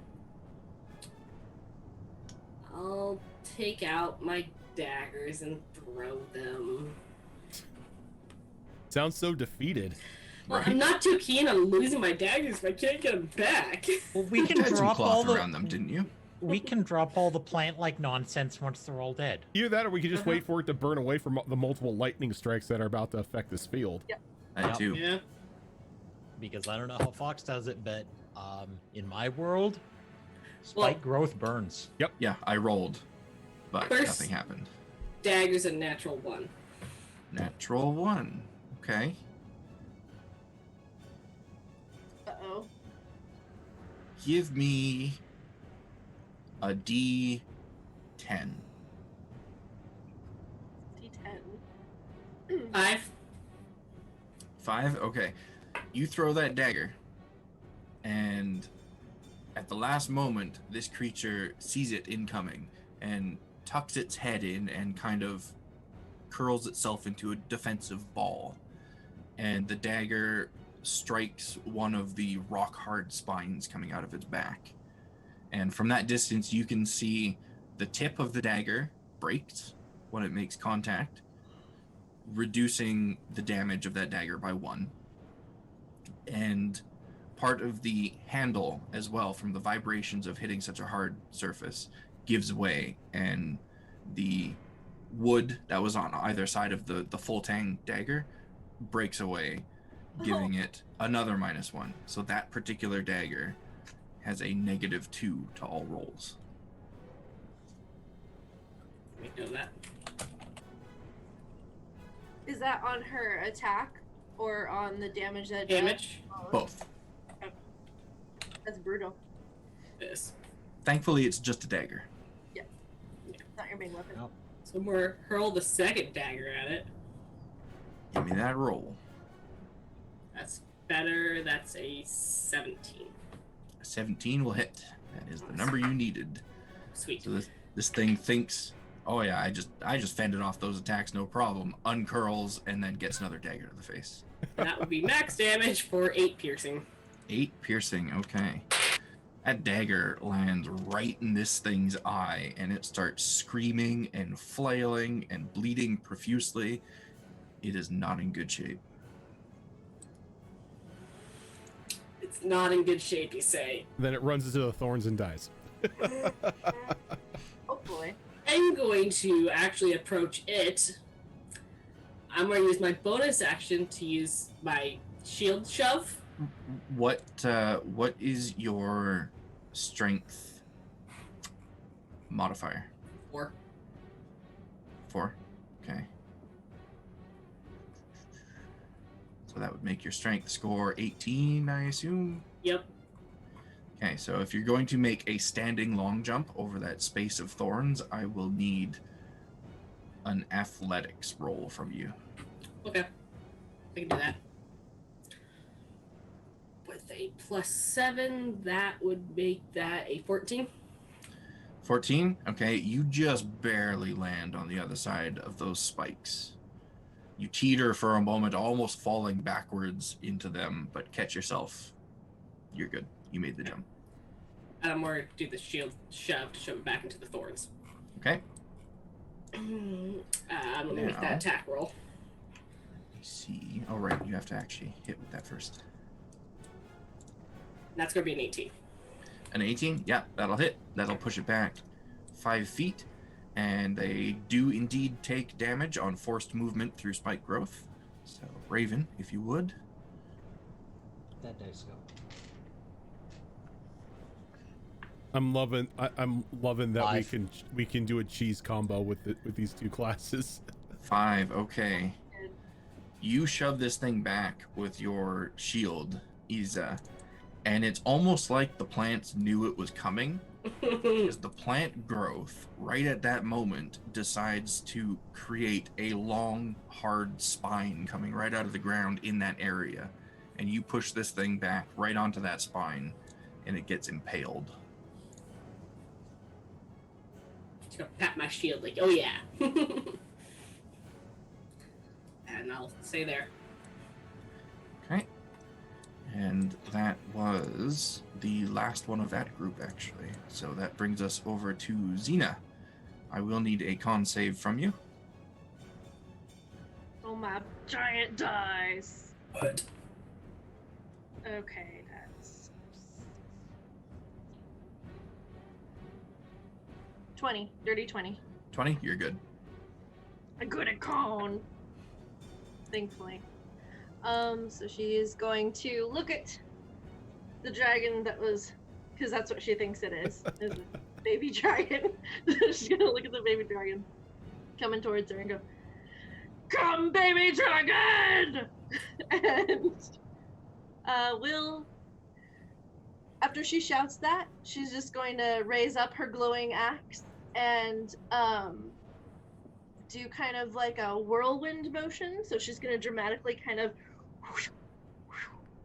Very get nice. momentum up and then release it. So it's like as she's spinning, it's like you see just this like golden like swirl around her until she releases. Hopefully hits. Before you say what you rolled on there, give me a performance check as well. Okay. So I'll put that dice aside. Okay, both the rolls were pretty good. So for performance, I got dirty 20.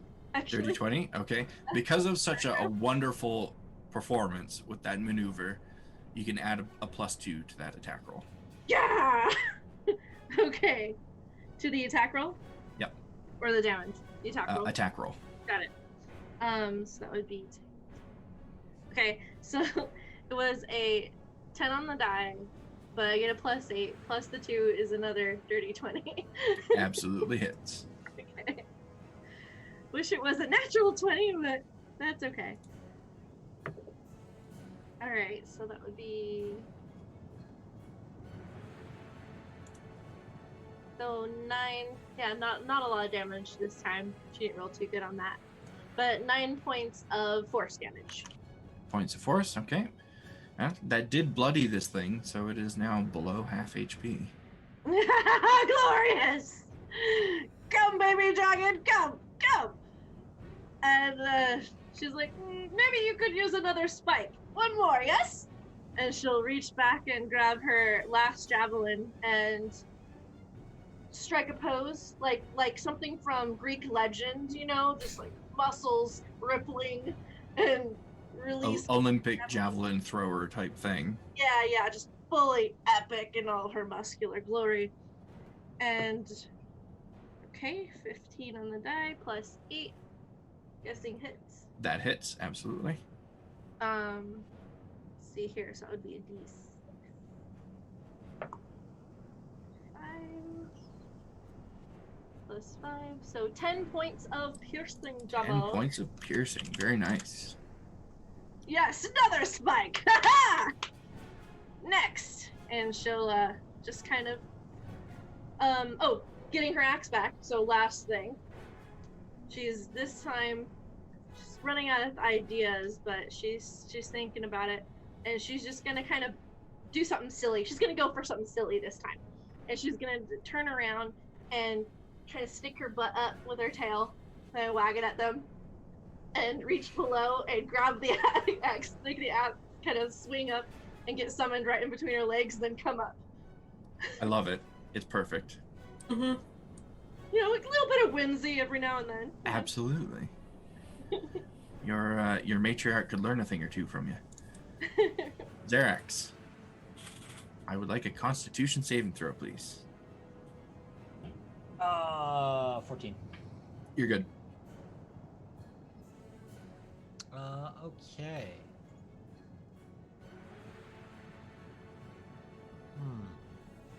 Maybe if I move 5 feet closer. Do I have to do this every turn? Yes, probably.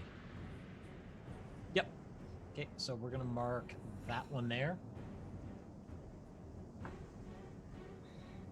Dice, please. I just switched you. One of these days, you'll get to use all these nice abilities you now have. My dice would disagree with you. Second attack? If I can roll above a 10 on the die, it'd be lovely.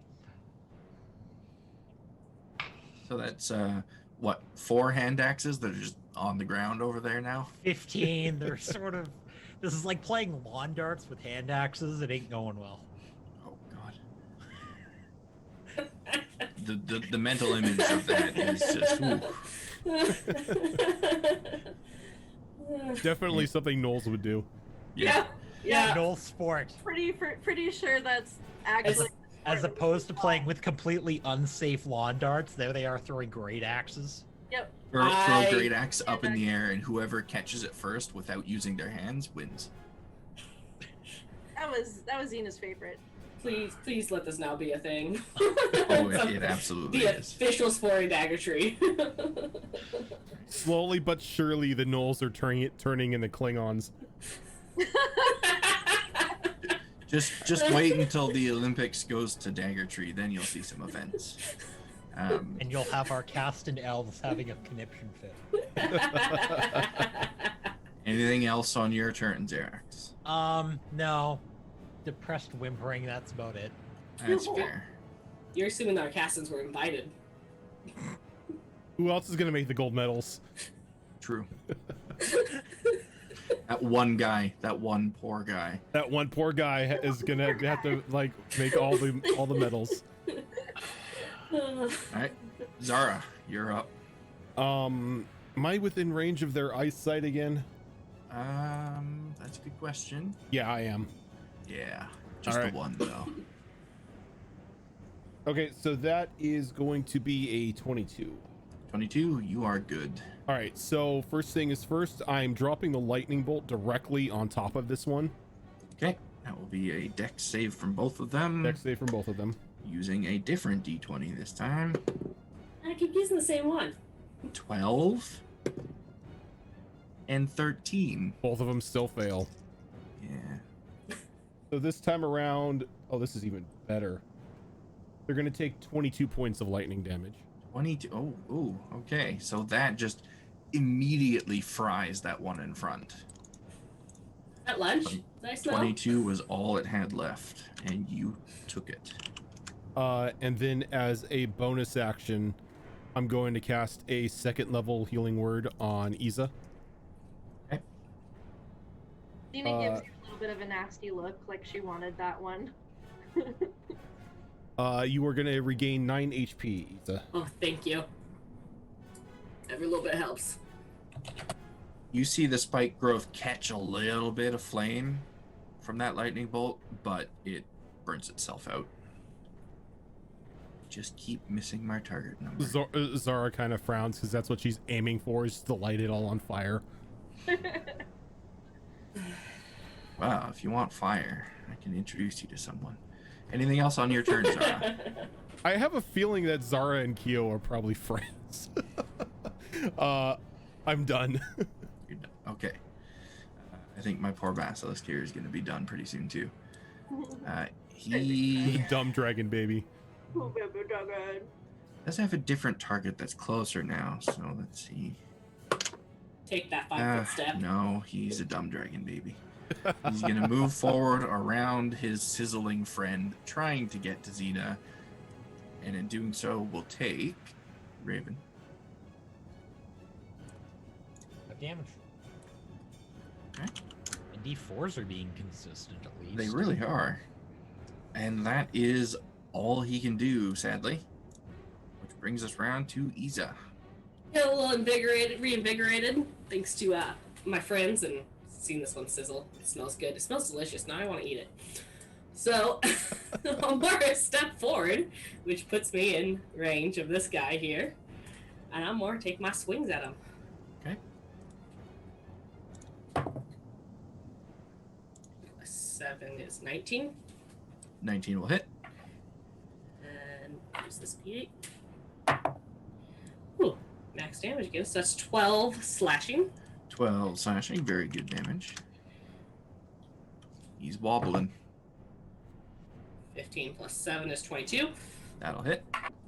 And minimum damage. 5 slashing.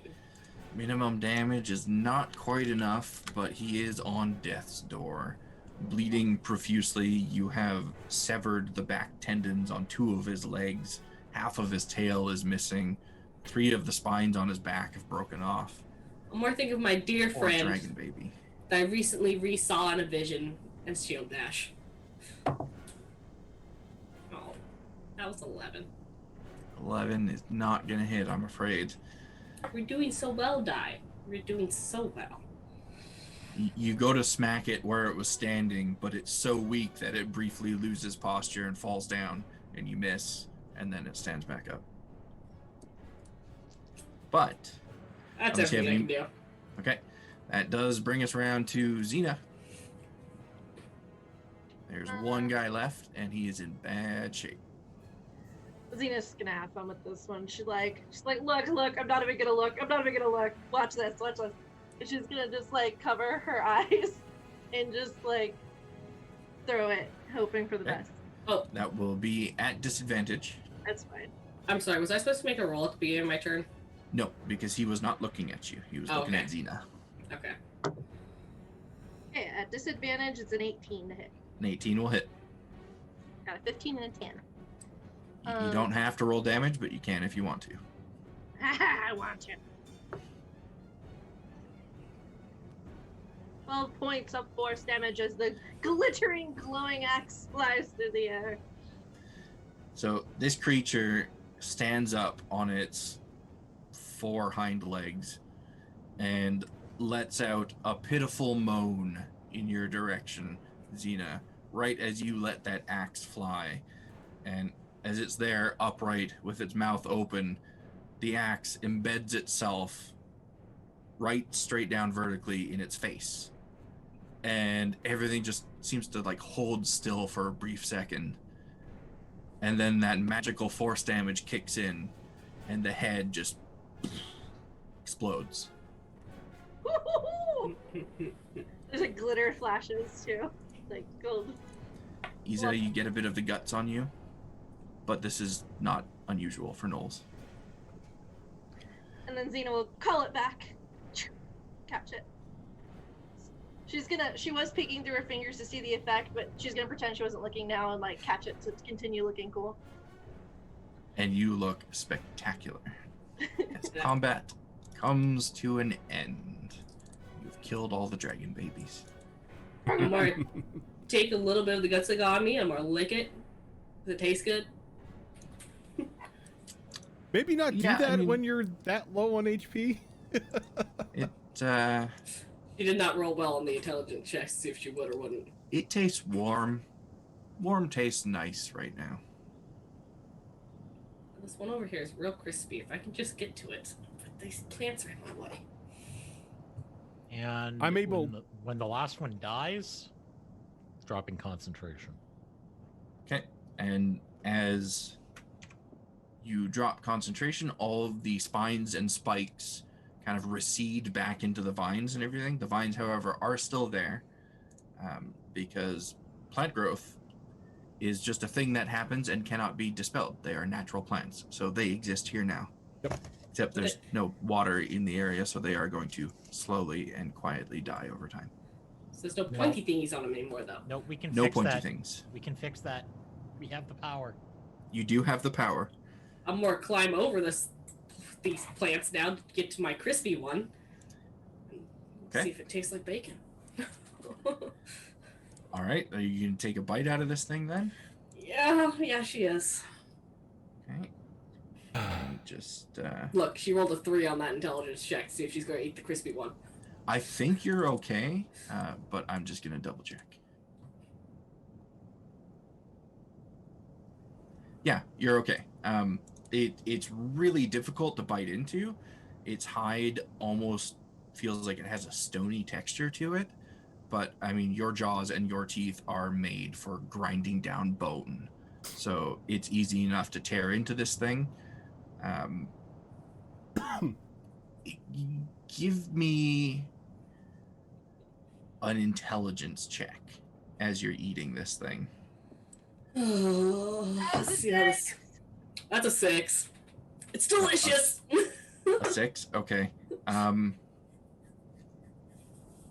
Zara and Xerax, give me perception checks. 19 on the die. 23. Perception, you said? Yep. 25. 25. Okay. You both are watching as Isa is chowing down on this thing, and you see in her movements that she didn't realize that these things can still petrify you even after they're dead. So as you see her kind of moving around to its face, you have a brief moment to call out to her if you'd like it or stop, or you can just watch and see what happens. No, I'm gonna call out to her. Do not get in front of them. They can still turn you to stone. How? Their eyes. So if we don't look into their eyes, we're okay? Don't be in front of them. All right, I'm going to start working my way around the backside then. I'm going to eat everything except the head. Yeah, you can do that. Xena's gonna see where she needs to go, and then she's gonna take the scarf off of Skelly that's in her pack, and put it around her eyes and approach and kind of feel around until she finds the one that she killed. I'm going to shove it up in front of her, like, help her find it. And she wants to get a tooth off of him. She wants a baby dragon trophy. A baby dragon trophy. Okay. I imagine you're just like ripping the tooth out, or are you trying to carefully extract the tooth? Nah, she's gonna try just rip it. Okay, give me a strength check. All right. He's a big dog. You can find a decent sized one that you can wrap a couple fingers around. Just give a good tug. 16. 16. It takes a couple tugs, but you feel it loosen a bit on the first one, and you tug again, and you feel it crack, and then on the third, it just rips right out of this thing's mouth. So you have one basilisk tooth. She's gonna wrap it around a little cord, put it on as a necklace. She's gonna do a little gold wire wrapping later, you know, when she gets them available. It's gonna be really cool. She's got plans. Like displaying trophies, I'm all for it. All right. Should I grab some meat? Is it edible, or will we turn to stone as well? Tastes pretty edible, me. It's nice and juicy below the thick exterior of their hides. The meat itself is juicy and warm. Xena's going to take her axe and hold it up where she thinks is above a body, and then she's going to call out to her party members, "Here!" Isa's going to reposition her to make sure she's going to hit the right spot, and then go. Move it a couple feet to the left, bring that axe down. You can chop up some of these bodies and get some of the meat to bring with you if you want. I'm not going to make you roll for it because you have somebody on your squad that automatically is able to gather food for you guys. So with their assistance, with Iza's assistance, you managed to get to high roll 19 pounds of basilisk meat. So while we're doing that, can I sever the head off of the one that I was eating? I want to wrap my scarf around the face so it hides its eyes. You can, absolutely. Before we get to that, though, I think we're going to go ahead and take our second break. And one final reminder to everybody that is tuning in that this is day one of our December giveaways. We are giving away many sets of beautiful dice throughout December. And we have a keyword raffle open for a set right now. So all you have to do to enter into that is type !December into chat. That will get you entered into the raffle, and we are going to draw that right after we come back from our break. So you have a few more minutes. Get into it if you're not in it already, and we'll be right back.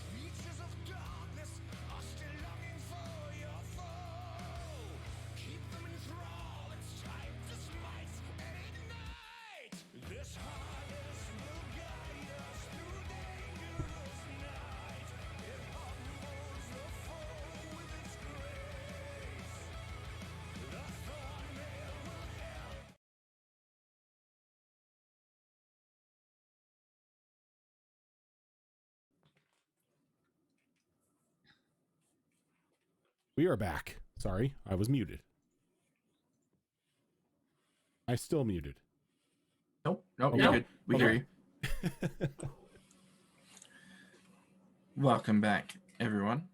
So as said before the break, we are going to go ahead and conclude that raffle that we've got going right now. So let's see if I can remember which tab I have the bot stuff open in. Never. There it is. Okay. Let's go ahead and draw someone. Tiger. So, Tiger, if you are in chat right now, all you got to do is tell us what you won. You don't have to give like the specific name of the set. Just what is it? Dice. Perfect. There you go. That'll do it. So, Tiger, what I need from you is your Discord username.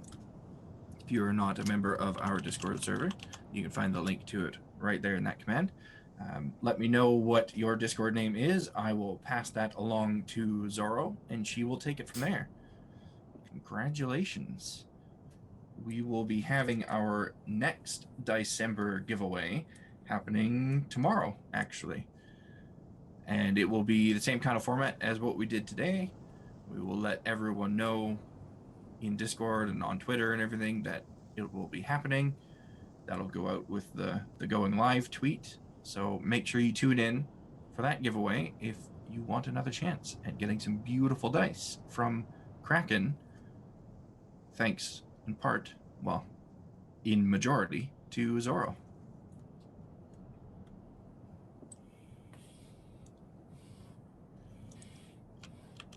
So, back to this game that we are playing. Isa, you said you wanted to cut the head off of one of these things, right? Mm-hmm. Okay. But like, I want to wrap my scarf around its face first, so its eyes are covered. Okay. Yeah, you can absolutely give that a try.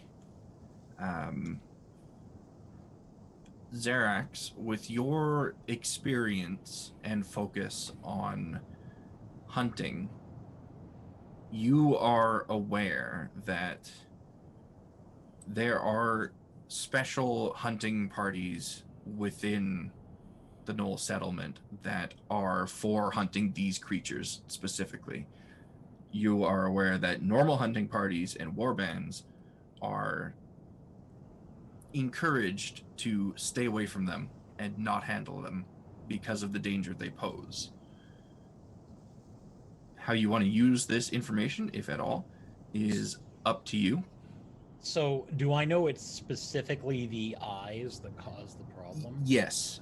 When these things died, their eyes closed, but if those eyes are opened at any point, even just by brushing up against them, say, putting a scarf around them, it could be quite dangerous. But as you are recalling all of this information, you see Isa going in to begin trying to wrap her scarf around one of them. Second question, do I know if damaging or destroying the eyes renders them useless? Destroying the eyes does render them useless, yes. Okay. Isa, before you do that, I have a suggestion. Hmm? May I borrow one of your daggers for a moment? Sure. The more look around, see if I can find one, because I have not collected these things yet. Yeah, you can find them easy enough because I believe you tied ribbon or cloth or something around all of them, right? Yeah. Yep. And I would have grabbed one of my hand axes back by this point. And I'll hand him the Midas 2 dagger, because that's not going to be the one I hand to anyone who asks. Okay, I'm going to take the point of the dagger, put it against the eyelid, take the back of the hand axe, and drive the dagger into the eye. Pull it out and do the same to the other one. Okay, you don't need to roll for that. Their eyes, they're squishy, easy to do. Now they should be safe.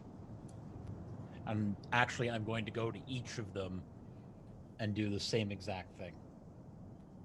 Okay. Isa, are you allowing him to do that, or was it the eyes that you were after? Didn't want the eyes, that's not the primary thing she was after. Okay. So I'm still very... I'm essentially trying to get to the skull, so I'm trying to take the head now, so later I can work on getting the skull out. Gotcha. Okay. Yep. Xerix, you can easily puncture and destroy all of the eyes without issue. And Isa, give me a strength roll. My die, do I want to trust? That one's okay. It's a 15. 15. It'll take you about 10 minutes, but you can cut your way through the thick hide and the tough bone of these creatures to eventually detach one of the heads. Are they? I'm assuming they're kind of large. Yeah, they are about the size of a beach ball. Okay. We could make helmets. In the process of collecting the meat, was there enough? Were we capable of saving and getting any of the hide to save? You could have been capable, but Didn't think of it in time. I didn't think of it at the time, and the person that was cutting the meat was blindfolded. So This is true. Okay, that's fine. good to know for next time, though. As for the note, Xena's if you gonna destroy collect the your eyes, javelins. they're safer to deal with. All right. Am I able to find all my javelins? Yeah, you tied ribbon around those as well, right? Yep, Red you are absolutely able to do that. Don't need to roll for it. I'm kind of mentally keeping track of how many times you guys throw and recollect those things, because eventually the bright, vibrant colors of these ribbons is going to dull, and they will not be easier to find. But for now, no problem. Did Leave me a Isa ribbon. recover her broken dagger? Yes, Yes, I've been using it. that's If you- what Xerix has been using to puncture all the eyes. If you want, I can repair that. I would very much want that. All right. So once it's done blinding the dead things, I am going to cast mending on the dagger. Okay, and you can do that. And the fractures and microfractures in the metal of the dagger will repair themselves. The tip of the dagger was broken off completely, however, so you will negate one of the -1s to that dagger. So it will now just be a -1 dagger instead of a -2 dagger. Okay, that's still better. Yeah, if the tip hadn't broken off, if it was just like a big crack or something, then mending would have done it just fine. Xena starts gathering, looking around for twigs and stuff to make a fire from the charred bits from the lightning strikes, and if any of it's on There, fire currently, she's just going to use that and just try to build that. Do we want to There build a is camp a- here? 100-foot radius of things that you could use to do exactly that. I mean, technically, Oh, this it's is just lunch. this is lunch. Okay, I was gonna say that this was only the first leg of the journey of the day. I know. I just thought we'd, stop, have a bite, eat of these 19 pounds that I collected. Why did you collect so much? We have the mushrooms. I don't know. I was just kind of on a roll at the time. Because it's delicious. You don't want to overeat, though. That's not Is a that a concept thing? Gnolls understand. Overeating is a thing? What is overeating? What I've is never this? heard of such a thing. Who says that? Oh, if That's you're how hungry, you eat. know that Zara is different from regular Gnolls. Yeah, Because she uses logic, she's like the mushroom feeds and hydrates you for the entire day. She's not hungry, therefore she's not a Gnoll. Yep. Xena looks at you suspiciously, leans in close. Are we sure that the monk didn't replace Zara? No, but we'll keep an eye on her. She whispers to Isa. I just don't see any point to stopping to eat while we've already had our meals for the day. Oh, fine. And Xena will just take a big chunk and stick it on a stick and hold it and hand one to Isa. Take another chunk, stick it on a stick, hand it to Xerix. Take another chunk, stick it on a stick, hold it out to Zara and be like, huh? Lollipop? It's warm Pretty and good. juicy and quite alluring. I'll take it to humor her. Ah, so, there we go. You're a Gnoll. All right.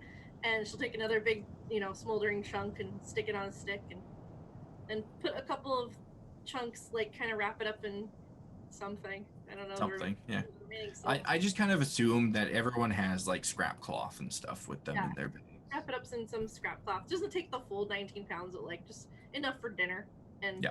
put that in there. And then we'll just walk around, eat her meat pop. All right, so you guys have got your kebabs and are heading out back into the desert. I'd like to use my scarf to try and tie that head onto my back as a way of carrying it. Yeah, easy enough to do. Not going to make you roll for it. It's a knot, just a regular knot will do the job for this. So who is going to take the lead now that you are hulking around a supply of basilisk meat and a trophy skull? Oh, He's a will. Jesus. Okay, so before we do that, let me see something here. Pass without trace doesn't hide scent, does it? No, just tracks. All right, never mind.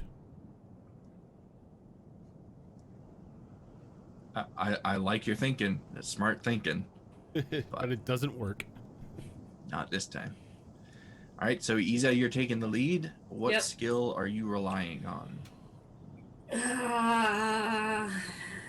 Carrying this heavy thing, so I will rely on my perception this time. Perception? Okay, give me that perception, followed up by a percentile. Oh, that's not bad. That's a 21. Let's use these percentiles.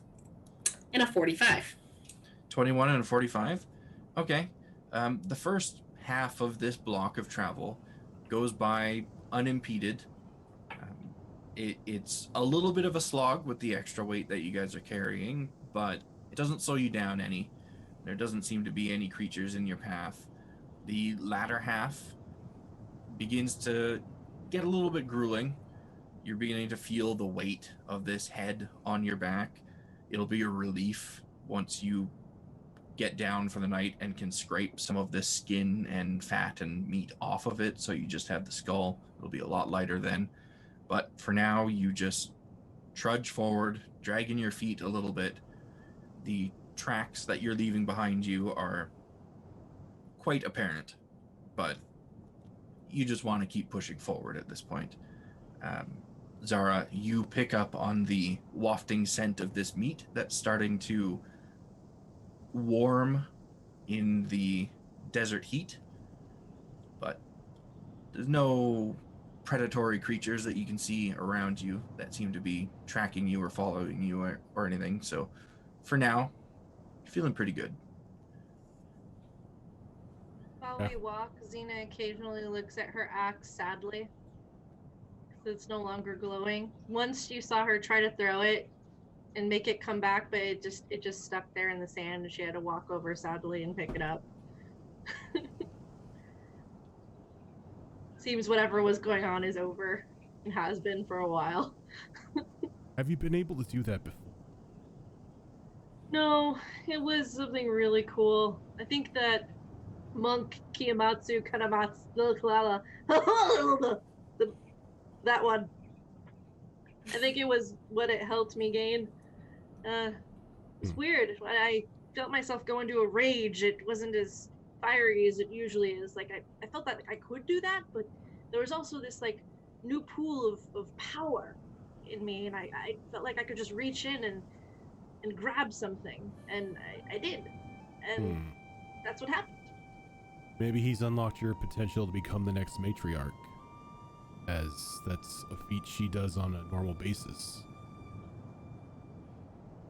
Xena just gets really quiet.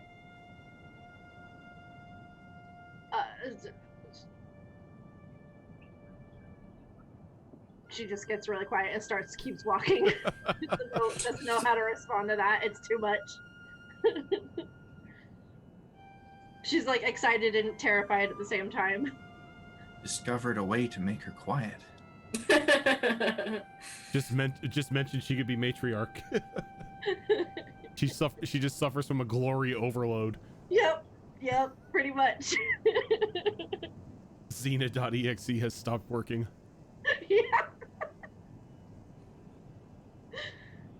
So while Xena is pondering the idea of becoming the next glorious matriarch, Iza, are you continuing taking the lead for the next block, or are you going to let someone else take the lead for travel? If someone else steps up, she'll let them go. But if Why not, she'll keep going. Okay. Oh no. Okay, Xerax, you shuffle your way to the front of the group, start leading them. What skill are you relying on?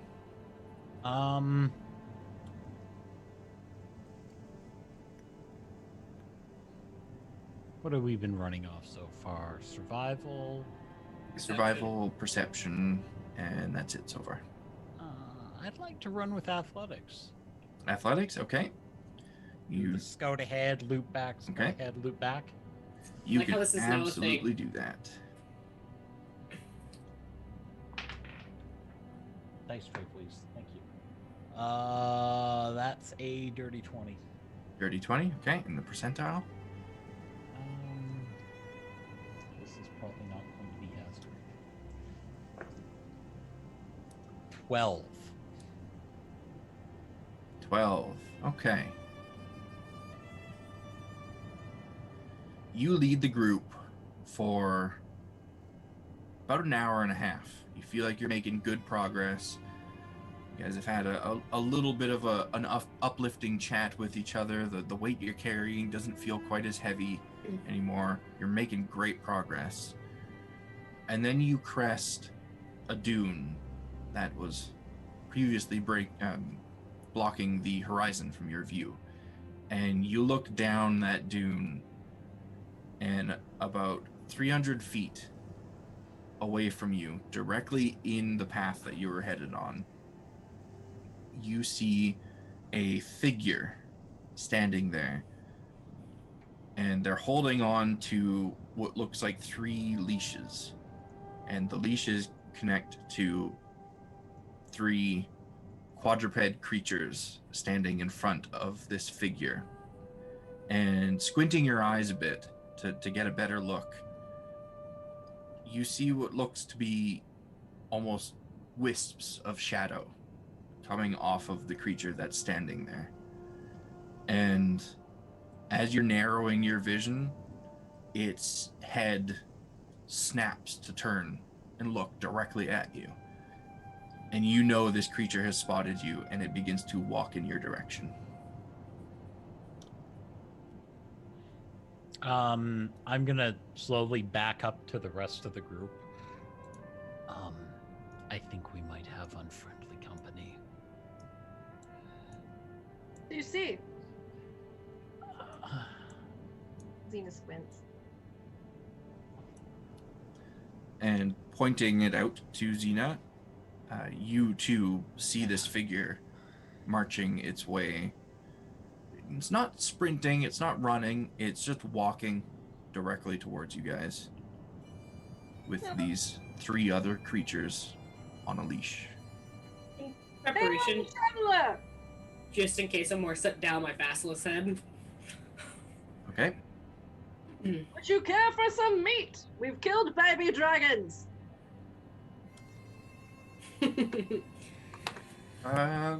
Let me look at the intelligence of this creature. One sec. Was not expecting the offer of meat. Okay. She holds up what's left of her meat pup. The creature begins to pick up its pace, and it goes from a walk to a run in your direction. I think it's hungry. Whoa! There's plenty. But Maybe get some out for him? As it begins to run, can I identify what it is or whatever it's got on the leashes? Yes, you can. You will have to wait until it gets closer, but I mean, that's only going to take a few seconds. When it reaches about 120 feet away from you, you can see it clearer, and this creature appears to be a humanoid, but clad in some sort of dark purple and brown armor that has spikes all over it. Its prepared face for meat on the stick. Its face looks like it's sunken in on itself. It's humanoid, but very clearly not living. This thing just screams undead. Its pale skin is taut and torn in several places. It has long white hair. And as it gets closer, at this running pace, it moves all 3 leashes into one hand and pulls from its hilt a long sword that is dripping in a purpley red fluid. Now And you can put the see... sword away or no meat. You can see from this distance as well that the 3 creatures that it has look like large dogs, except that they each have 2 heads. And you know exactly what these creatures are. Well, you may not really know anything about them, but you know what they are. They are death dogs. You saw one in the Matriarch's tent when she was speaking to you.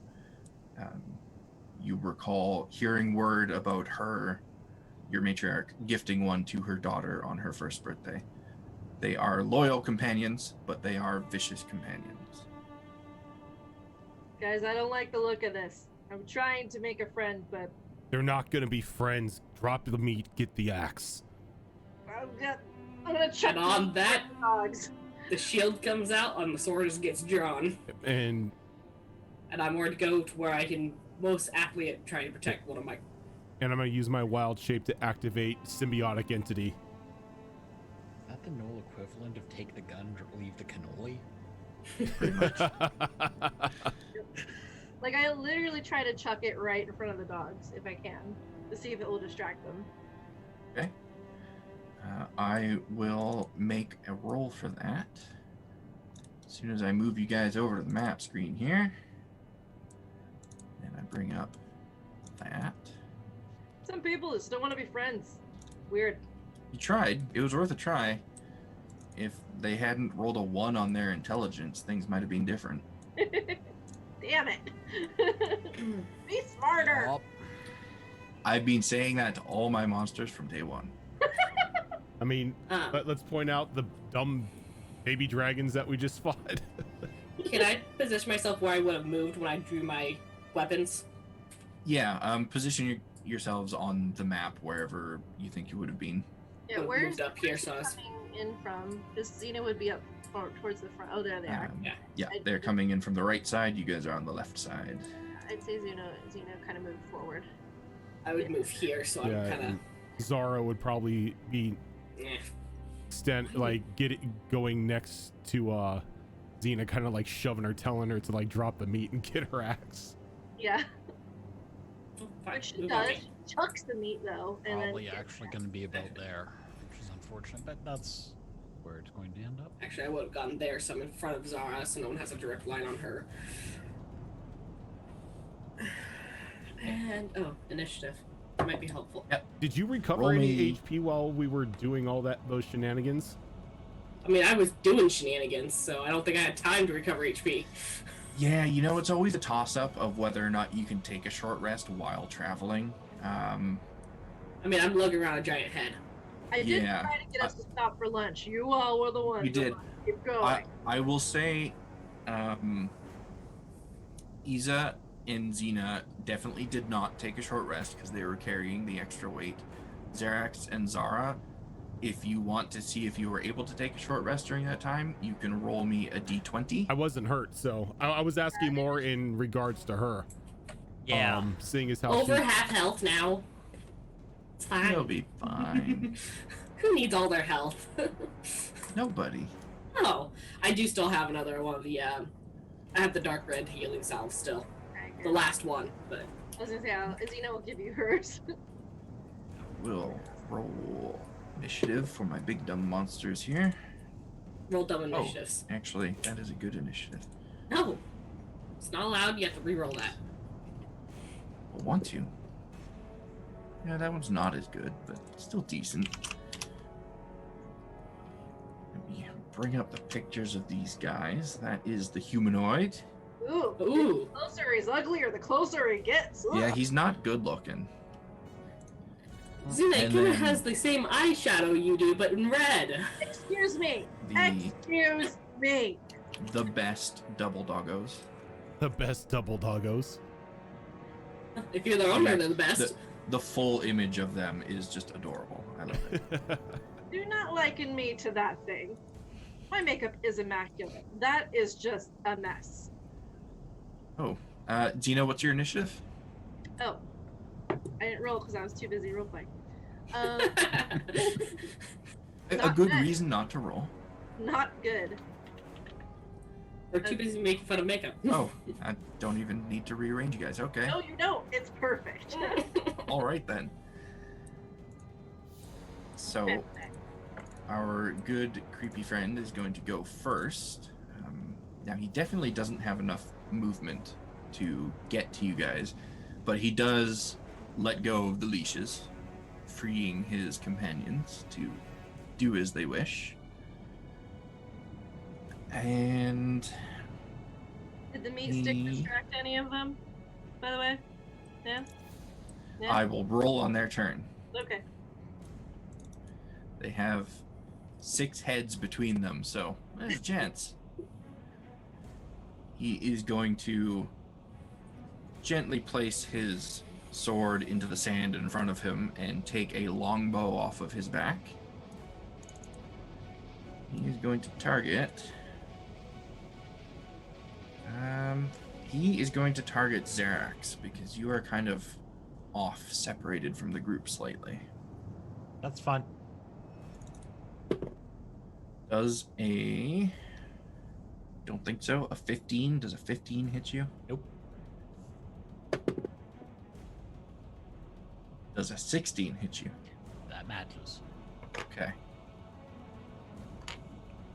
He's not completely useless, although that's only 4 piercing damage as he lets loose an arrow and it strikes you right in the knee.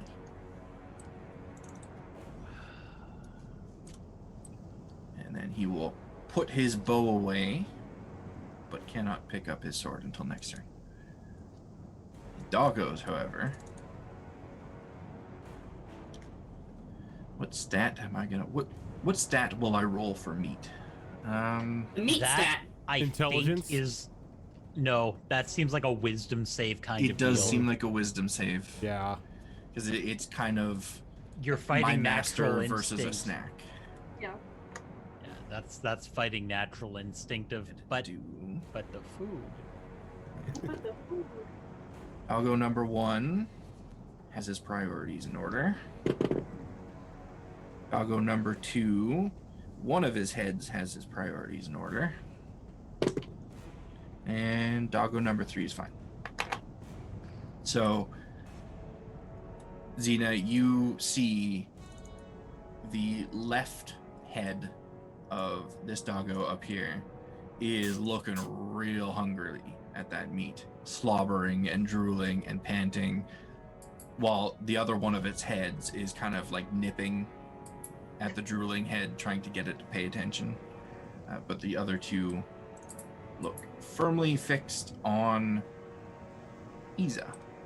Well, the center one does anyway. They have a speed of 40 feet, so it is going to sprint right up to you, Isa. Mhm. Make an attack against you with its bite. So as it gets within that range, I'm going to use my reaction to use Halo of Spores on it. So I need a Okay. Constitution save from it.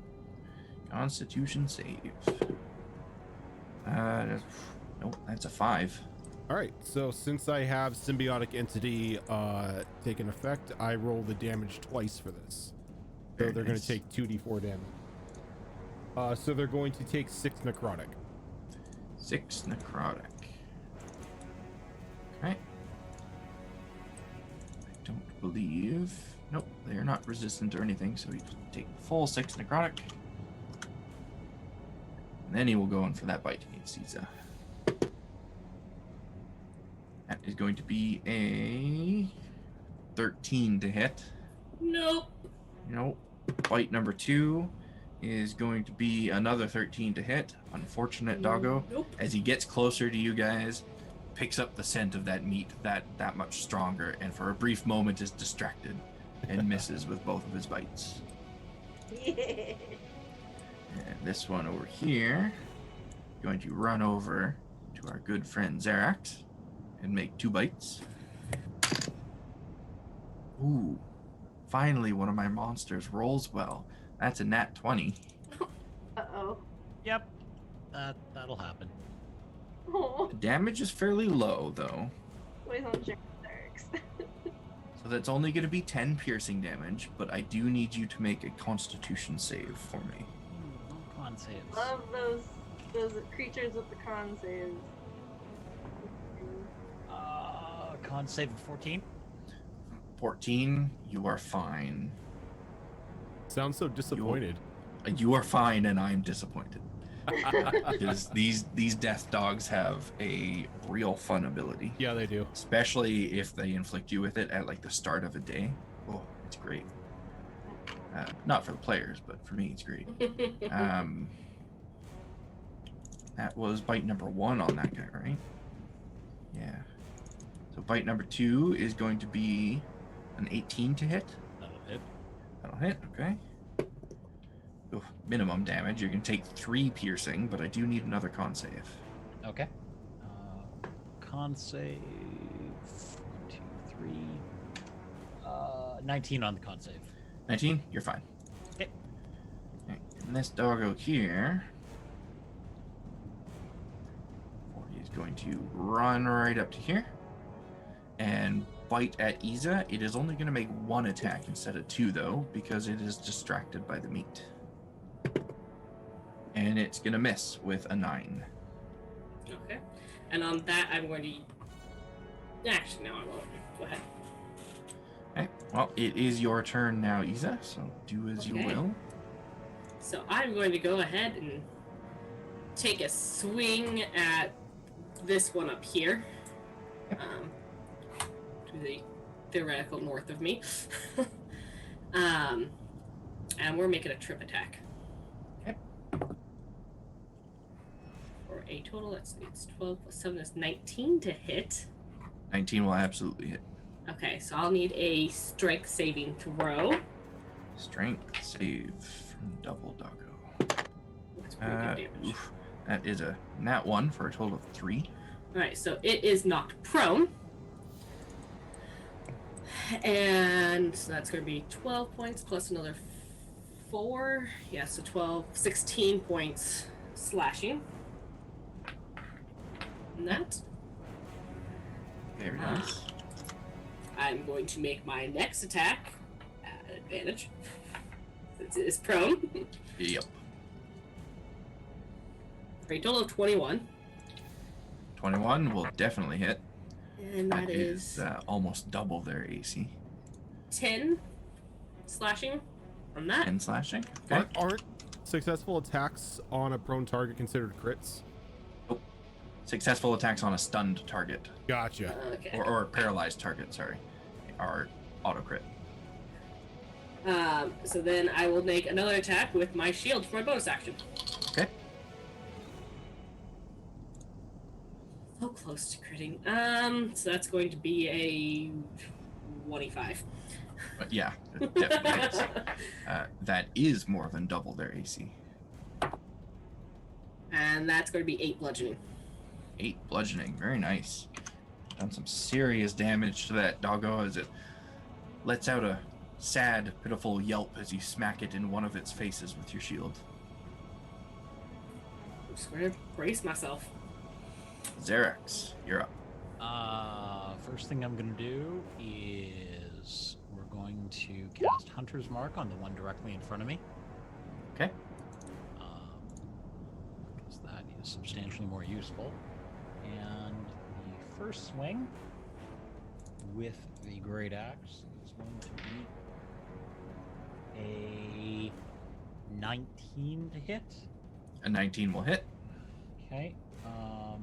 That's one of those. Plus 6. Do you want the 4 split out? No, that's fine. Okay. Put it all together. 33, 16, 17 damage on the first one. Very nice damage.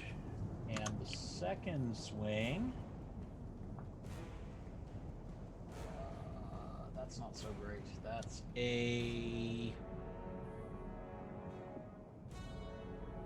I can math. 12 to hit. 12 is the number you needed. That matches their AC. You hit. That's unfortunate. Okay. And on this one, Colossus Slayer goes off as well. Ooh. Because the target is officially below its maximum HP. And Hunter's Mark goes off on every attack. I believe so, yeah. Yeah. Okay, that's 19, 24 damage. Oof. Ouch. This That was double painful. doggo screams as you bring your weapon right down between its heads. It is looking real bad right now. That sounds painful. Anything else on your turn? You. Cruel person. Yes, I'm going to take a 5-foot step to there. Okay. Strictly Zara. because I'm close. Well, seeing as I now have a meat shield officially in front of me, I'm gonna reach out and place my hand on Ease's back and cast resistance on her, Very which nice. will give you a D4 roll on saving throws. And then as a bonus action, because I'm already touching her, we'll do another second level healing word. Okay. So another 9 HP. Sweet. Everything helps. And I am not going to move, seeing as how I have something within biting vicinity of my feet. Probably a good call. That brings us around to you, Xena. All right. Xena is going to stare at the ghastly looking nasty figure in front of her. It's a little far ahead. And she's going to shout, "I offered you meat!" And she's going to go into a rage. Let's see what happens. Yes, let's see what happens. A 3. Wild magic raging is ridiculous. It is It's awesome. amazing. Oh, okay. I think I have a Sounds token. for completely this. on point for how rage works. So Yes. as she goes into a rage, suddenly this intangible little golden pixie appears right in front of the skeletal figure. Okay. That will go right here. Come on, roll 20. You can do it. I believe in you. Let me see if it can make it actually. I might be a little far. I might have to get a little closer before I go into rage. Or Within 5 feet of a creature that you can see within 30 feet of you. yeah. So he's a little far. So I guess I have to have the pixie appear a little farther back. It has to be within 5 feet of a creature. Oh, okay. So- So Any creature within 30 feet of you, it can appear within 5 feet of one of those creatures. okay. So if I move, then could it appear? Yeah, if you did your movement first and then did your rage, absolutely. Well, I wouldn't have known that I had that ability, so I'm just trying to figure out logistically when would the creature appear. Or It appears when you activate your rage. okay, so I have to have it. So I can't have it appear in front of that guy like I wanted, basically. Yeah. I have to have it appear in front of the dog. Okay. Yeah, any of the dogs will work. Oh Or any of your allies. You could do that too.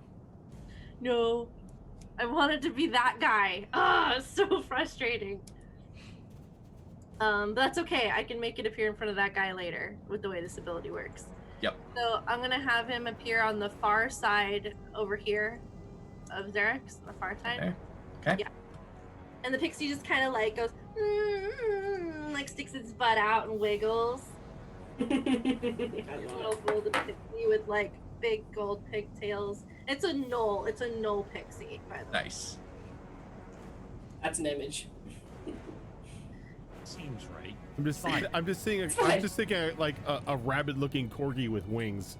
Yep. Yeah. Yep. It's perfect. And need to have Zoro draw that for me now, please. Use that as the token for this every time it comes up. Yeah, it will be the same pixie. No, the problem is it's going to turn into a familiar down the road. The pixie's going to get very upset about being resummoned every time. You already gave me the idea for a basilisk dragon and a basilisk hydra, so. Mm-hmm. Yeah. Corgi pixie. And then I'm going to move 5, 10,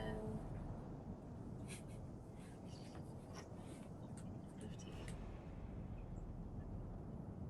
20, 35, 40. Yes, I took the long way around because I'm trying to avoid the other doggo.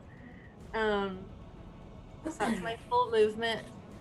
And I'm going to see how close I am to this guy now. Oh, he's still far away. Next time. Get you next time, Gadget. Yeah, I'm gonna just swing at the dog. So I'm gonna take my axe and swing at the doggo. Okay. And that doggo is looking real bad already, so It's a natural 17 plus 8. that will absolutely hit poor doggo. Oh, low damage. So that's 6, 7, 8, 9, 10. 10 points of slashing damage. 10? Okay, with that 10 points of slashing damage, you turn two-headed doggo into one-headed doggo. Ah, can't even use my pixie now. All right. And I used all my movement. I look at my axe sadly because I wish I could throw it and call it back again. I mean, you could throw it, it just wouldn't come back. Yeah, I'll take out one of my hand axes because I don't want to lose my axe. I'll throw a hand axe at the doggo in front of Iza. Okay. Nat 20 Nat 20, very nice. on a That hand. will be max damage plus the die roll. Okay. Max damage plus the die roll? Oh, yeah, I get it. Brutal criticals. Get it. The thing. Oh, it sucks. I rolled a 1 on the freaking die. So, okay, so that's 6 plus 6 is 12 points of slashing damage. 12 points of slashing damage, okay. Still a significant amount of damage against these guys. And that'll end my turn, and then let me see. So the pixie, since I can't explode it, it says until my rage ends, I can use this effect again, summoning another spirit. Yeah, so it explodes at the end of each of your turns, and then you can resummon another one. Okay, On so your it next explodes turn. no matter what. It's Yep. just, okay. Are you So- summoning suicide bomber pixies? Yes. Yep. It's awesome. I think Toka may need to change the different barbarian that he is going to be. Jesus. Yeah. And that lasts for the duration of her rage, and she can summon another one as a bonus action every turn. Yep. It's So- awesome. That is Yeah, awesome. you guys see that after she throws her second hand axe, the little pixie looks sadly at the doggo that's dead in front of her, but still goes, eh, and like does a little toot in its dead face and then explodes. Okay. And that exploding pixie marks the end of your turn, and we come round to this guy once again. Luckily, it's only 5 feet damage range, so you're fine. Jerks. Yeah. Lovely. Exploding pixies. Just what we all needed in life. This We guy did do is this. going to grab his sword out of the sand, start making his way over here. When he gets to there, he's going to vanish and then reappear right here. Oh no. One nail. Going to make only one attack here. So my protection claims that my ally needs to be within 30 feet of me, not that the enemy does. to impose disadvantage. Yep. What is the thing there? Yeah. So I will use my reaction. Okay.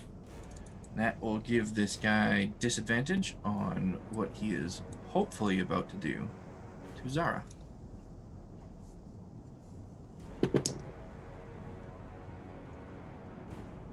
That disadvantage might have helped. Does a 16 hit you, A Zara? 16 will hit me. Damn it. Ooh. I tried. Because I don't think I get armor bonuses from the symbiotic entity. I do not. I only get temp HP and bonus damages. That is going to be 9 necrotic damage, and I need a Constitution saving throw. Everything in the desert is con saves, Well, apparently. everything undead is Constitution, so. Constitution saving throw, that is going to be a 19.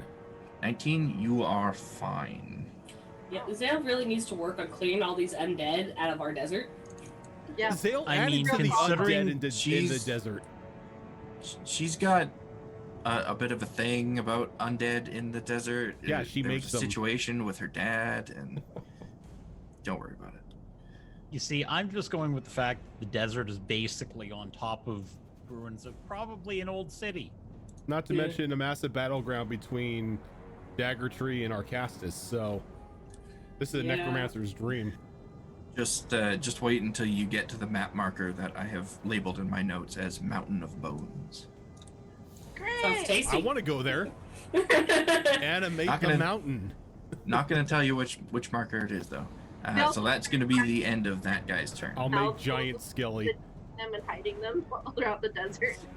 Yes. Doggos. So Doggo over here still smells the meat, so needs to go ahead and make some rolls.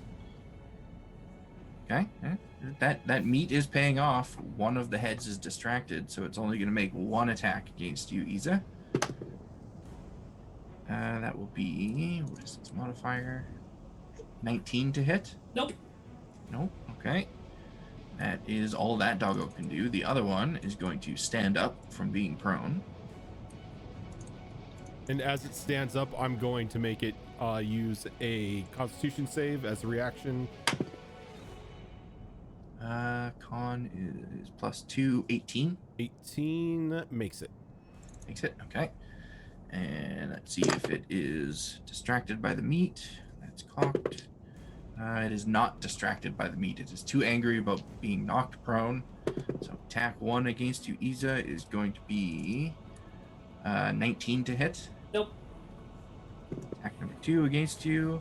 Oh, that's more like it. That is going to be a 23 to hit. Yeah, that hits. Will be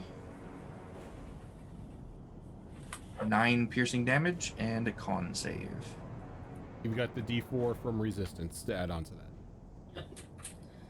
Oh, good thing, because I'm gonna need it. 14. 14. You just make it. You're fine. Thank you for the D4, because I rolled a 4 on that. Look, you're my meat shield. And that brings us over to you, Isa. You have 2 Alright. angry doggos. Well, I've been hacking away at this one, so I'm gonna keep hacking away at it. This one here. Is it looking okay, or is it looking... It's not looking great. I Okay. mean, it's still standing upright without too much of a wobble, but it is bleeding profusely from the wounds that you've given it. Alright, we're just gonna take a regular attack rolling. Dirty 20. Will hit. Damage die like me tonight. That's an 11 slashing. 11 slashing. Okay. You feel like you were gonna bring this thing down with just one strike, and you came awfully close, but it's still standing. Slice number 2 for another dirty 20. Another dirty 20. Okay. Your damage die has to roll higher than a 1. Well, it rolled a 1. Then it gets the +4, so... Yeah. So you bifurcate the poor doggo. So, and then as my bonus action, I'm just going to smash this thing with my shield, the other doggo with the shield. Because it does Give more him the damage. old Tyrus special. Yep. Yep. So that's a 20 Will hit. something. 17 plus 7. If it starts with a 2, it hits. A little less damage. That's going to be 9 bludgeoning. 9 bludgeoning, still a good hit. Alright. Anything else on your turn? No, that's everything. Xerax. The target that was beside you has fallen. The weird pixie creature that appeared near you is no longer there. You have a friend to your right. All right. I'm going to bonus action move the hunter's mark to him. Okay. And is he damaged yet? He is not. Okay. That's going to be my new favorite question. Does a 21 hit? Oh, yes. Okay, so the first attack is going to do that. Do I have the thing? Did I take the thing? No, I didn't yet. That's going to be 12 damage. 12 damage, okay. And I do need your bludgeoning, piercing, or slashing separate from everything else. Okay. So 6 and 6 split apart. Okay. And then second swing.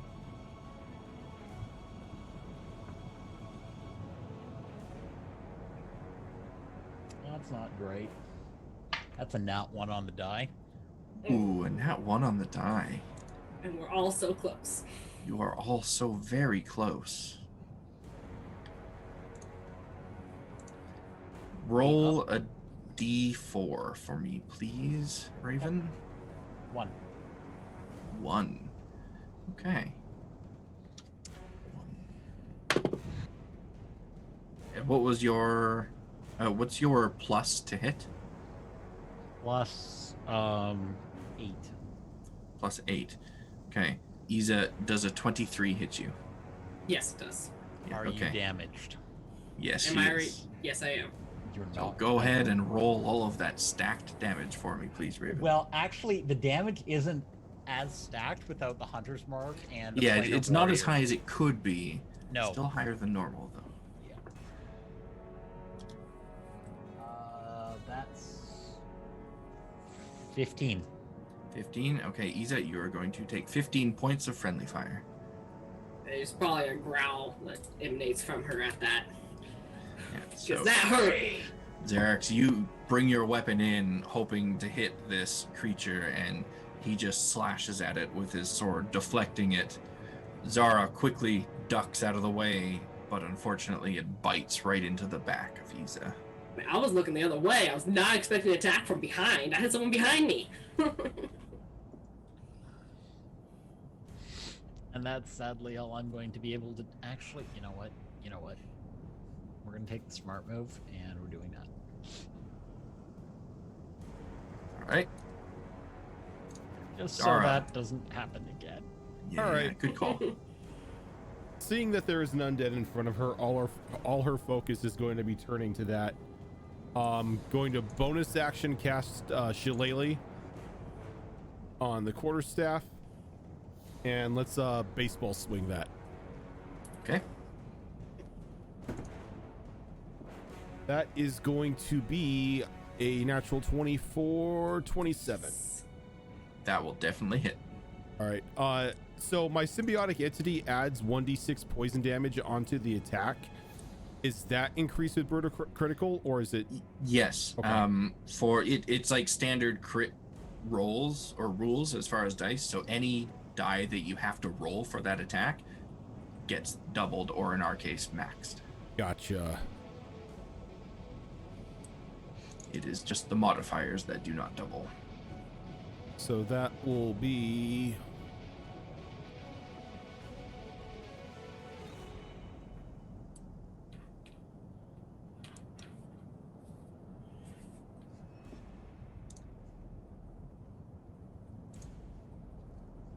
Do you need the poison damage separate, or? I I do not. Okay, so total it's 37 points. Oh wait, actually yes, I do. Okay, so that will be 10 poison and then 27 bludgeoning. 7 bludgeoning, and that is shillelagh, so it is magical. Okay, that is a heavy hit on this guy. You feel like you would have obliterated him had the poison had any effect. Okay. But as it is, he is like falling apart at the seams. Damn near one shot my poor undead man. Anything else on your turn? Give me a second. I may have calculated that wrong because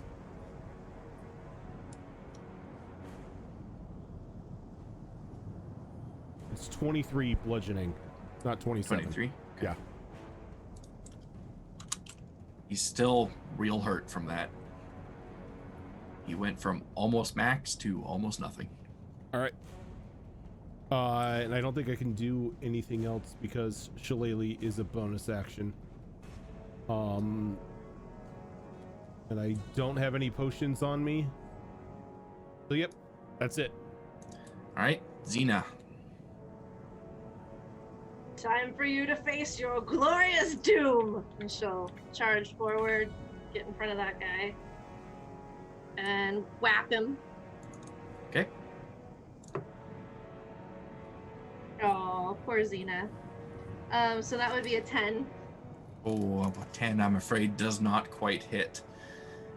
He turns to you as you're running towards him, and you look like you're about to catch him right in the shoulder with that swing, but the damage that he just took from Zara, his arm just sloughs off. So there's nothing there to hit when you make that swing. Oh, that's gross. Oh, that's so bad. Oh, just, ew. And she'll swing again. Needs a different dice. You were not good to me. Oh, what's with these dice? Alright, so 12. 12. Okay, you're recoiling from the sloughing off arm, and you're just like, oh, and you swing your axe up at him, and it catches him in the jaw and knocks his jaw clean off, but he just gurgles at you. It doesn't seem to have actually done damage. You just knocked more of his bits off. So It's so gross. That was a miss. A flavored miss. I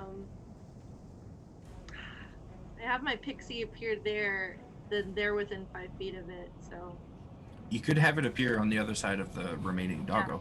that's what I'm We gonna got there. do. So Zeno possession screams like, oh, fly, my pretty!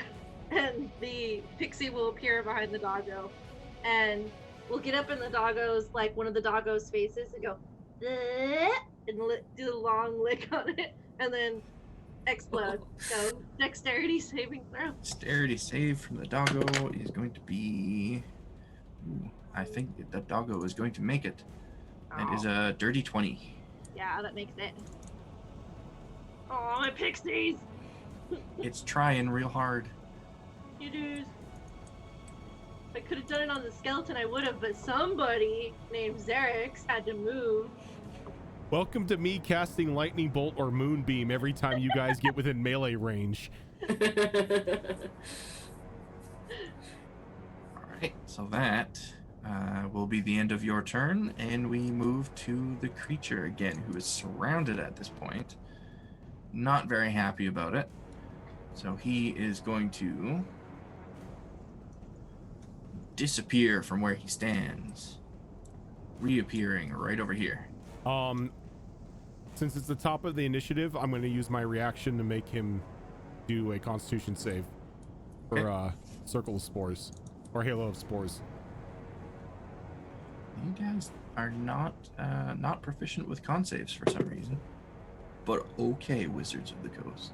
That's a 10. That's a 10. All right, so he will take 5 points of necrotic damage. 5 points of necrotic damage. Okay, it does some damage to him. I didn't expect, the undead to take full necrotic damage. At least he takes some, though. And he is going to gurgle furiously in your general direction, Iza, and lash out with his one arm. All right. That is going to be not going to hit with a 10. I'm going to use repose, smack him back. That's my reaction. Okay. In the dice tray. Thank you. 21. 21 will hit. In the dice tray. In the dice tray. And that is 7 slashing. 7 slashing. Okay.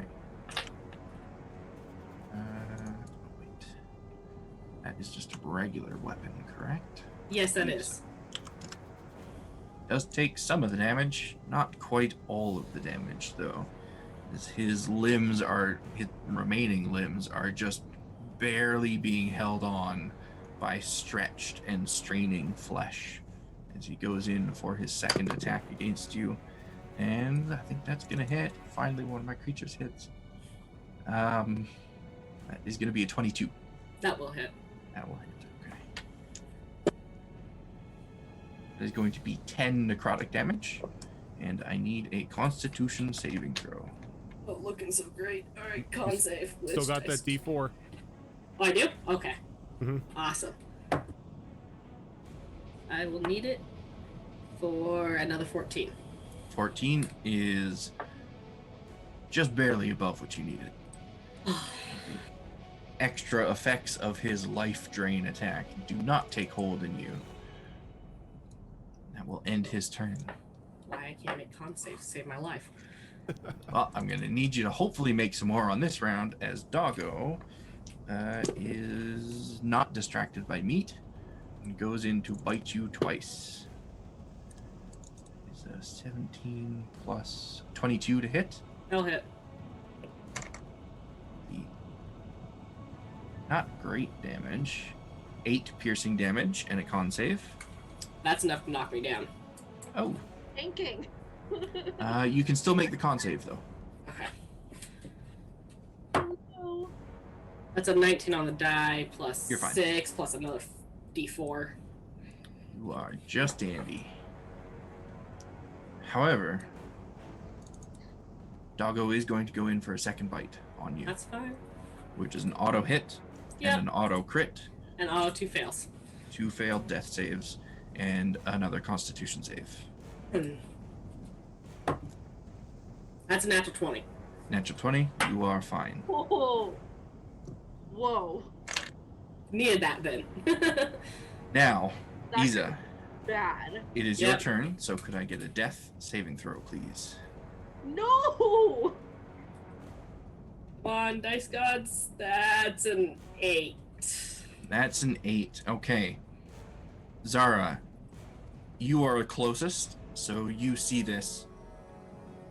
The two-headed death dog bites and tears at Iza until she falls to the ground, and it goes in for a second bite right on her neck, and you see her chest expand as she takes in a deep breath, and as the two-headed dog pulls back from her body, that breath releases, and you do not see her chest expand from breath again after that. Xerax, your turn.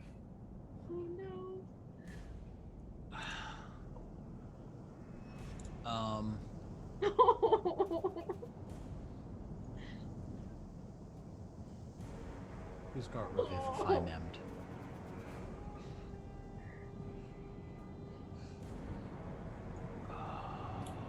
Just be glad it wasn't the other guy that killed you, because you'd be a zombie right now. Don't worry, you have a druid. Stop tanking. Why do you run in there all the time? I mean, I am a tank. This is. I just was not full HP though. That was the Tyrus mentality. You would be. You've done him proud already. Yeah. She wanted to beat things with her shield. Does a 19 hit this bastard? Oh, hold on. Planar warrior. Does a 19 hit him? Absolutely it does. Okay.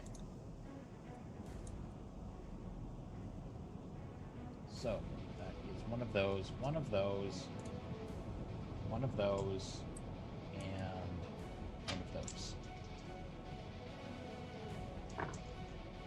You need which part broken out separately? I need necrotic and poison separately, as well as regular bludgeoning, piercing, and slashing. Okay. That's from that. That's from Colossus Slayer. That is from...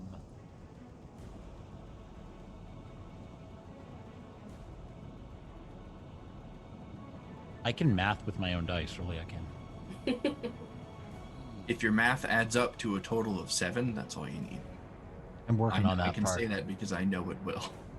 Okay. So Everything that you have added to it.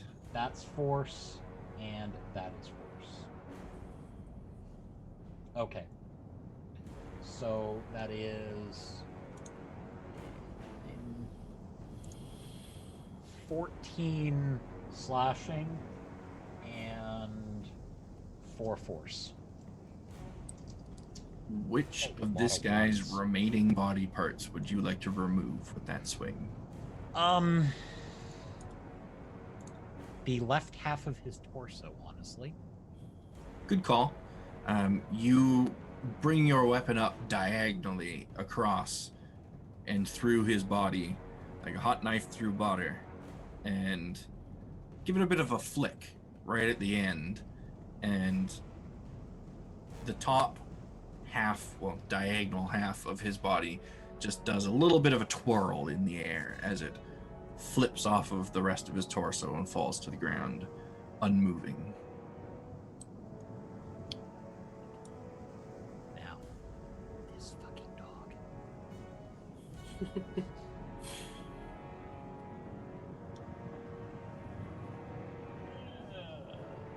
Does a 13 hit that one? 13 does hit. He's wounded. Mm-hmm. Yep. 9, 14 damage. 14 damage, all right. Still standing, but looking rough. Anything else on your turn? Unless I can throw the dog 10 feet in the other direction, no. Towards me. Okay. That brings us over to Zara. All right. Zara, seeing Iza fall like dead in front of her, is going to fly into a blind rage and start swearing at the dog in demonic as she just full on goes for that swing. Okay. Whap the doggo with your I hope you shield. feel Natural 20. bad for the dog. Yeah, you don't even need to roll the damage. It's got 5 HP left. Okay. But you can tell me how you'd like to kill it. I think what the way she does it, she is like, she's not going for anything fancy. It's just in the most brutal sense, just takes it from one head and just brings the stick as far through as she can. Yeah, you skewer the death dog. And I mean, it has 2 heads. You can only skewer one at a time with a single stick. So as you're ramming it through one head, the other head whines and yelps and flails and tries to bite at you before the saliva flying out of its mouth turns a deep crimson and it goes limp. and in like a panic sense, just gonna, like, as soon as that dog drops, she's gonna let go of the staff and like just fall to her knees next to Iza and like put her head in her lap and cast gentle repose on her. Okay. Which Is that a bonus action to do that? Is combat still in effect? Initiative is still up. Okay. Yeah, no, so she'll just drop to her knees and then hold her head, like put her head in her lap at that time. So that brings us over to Xena. You currently do not see any threats in the immediate area. Does not necessarily mean there is no threats in the area. Xena's also in a blind rage from seeing her friend fall. And she blames the one that wouldn't just accept the offer of meat to begin with for this. I'm gonna go up to him, and she's going to just grab his hair and hold up his head and take her axe and chop off his head. And then if you want me to roll something for that, I will. I don't think you could really miss with that. I feel like that's a straightforward kind of swing. And then I'm going to kick it like a soccer ball in the World Series. That I would like you to roll for, though. Drop kick. That will be a D20 plus your proficiency plus your strength mod. Okay. D20 plus proficiency plus strength mod? Yep. Okay. 12, 13, 14, 15. 20. 20? Okay. Yeah, that head... 30, 20. That head goes flying about 65 feet through the air before making a very satisfying plop into the sand. And then Xena's just gonna roar at, like, the loudest you've ever heard her yell. It's just echoing throughout the desert. Just rage-infused roar. And given the circumstances, I will say that absolutely maintains your rage. So that brings us back to the top of the order. And that is where we are going to call it for the night. With the fate of your fallen companion unknown to you, you do have a druid on your team, which is a good thing to have. A druid who's about to pull a big dumb. But yeah, what comes of that? You know, you don't even know if she has the right spells prepared for the day. That is stuff we're going to have to wait and find out next session. Talk about a cliffhanger. Thank you, everybody, for tuning in to Gnoll Way Out today. Thank you for being a part of our very first December giveaway for this year. I'm pretty pleased with the number of people that we had interested in it. I am super pleased with the way the session went today. Everything, except for the rolls of my monsters, went quite well today. So I mean, your monsters didn't do half bad.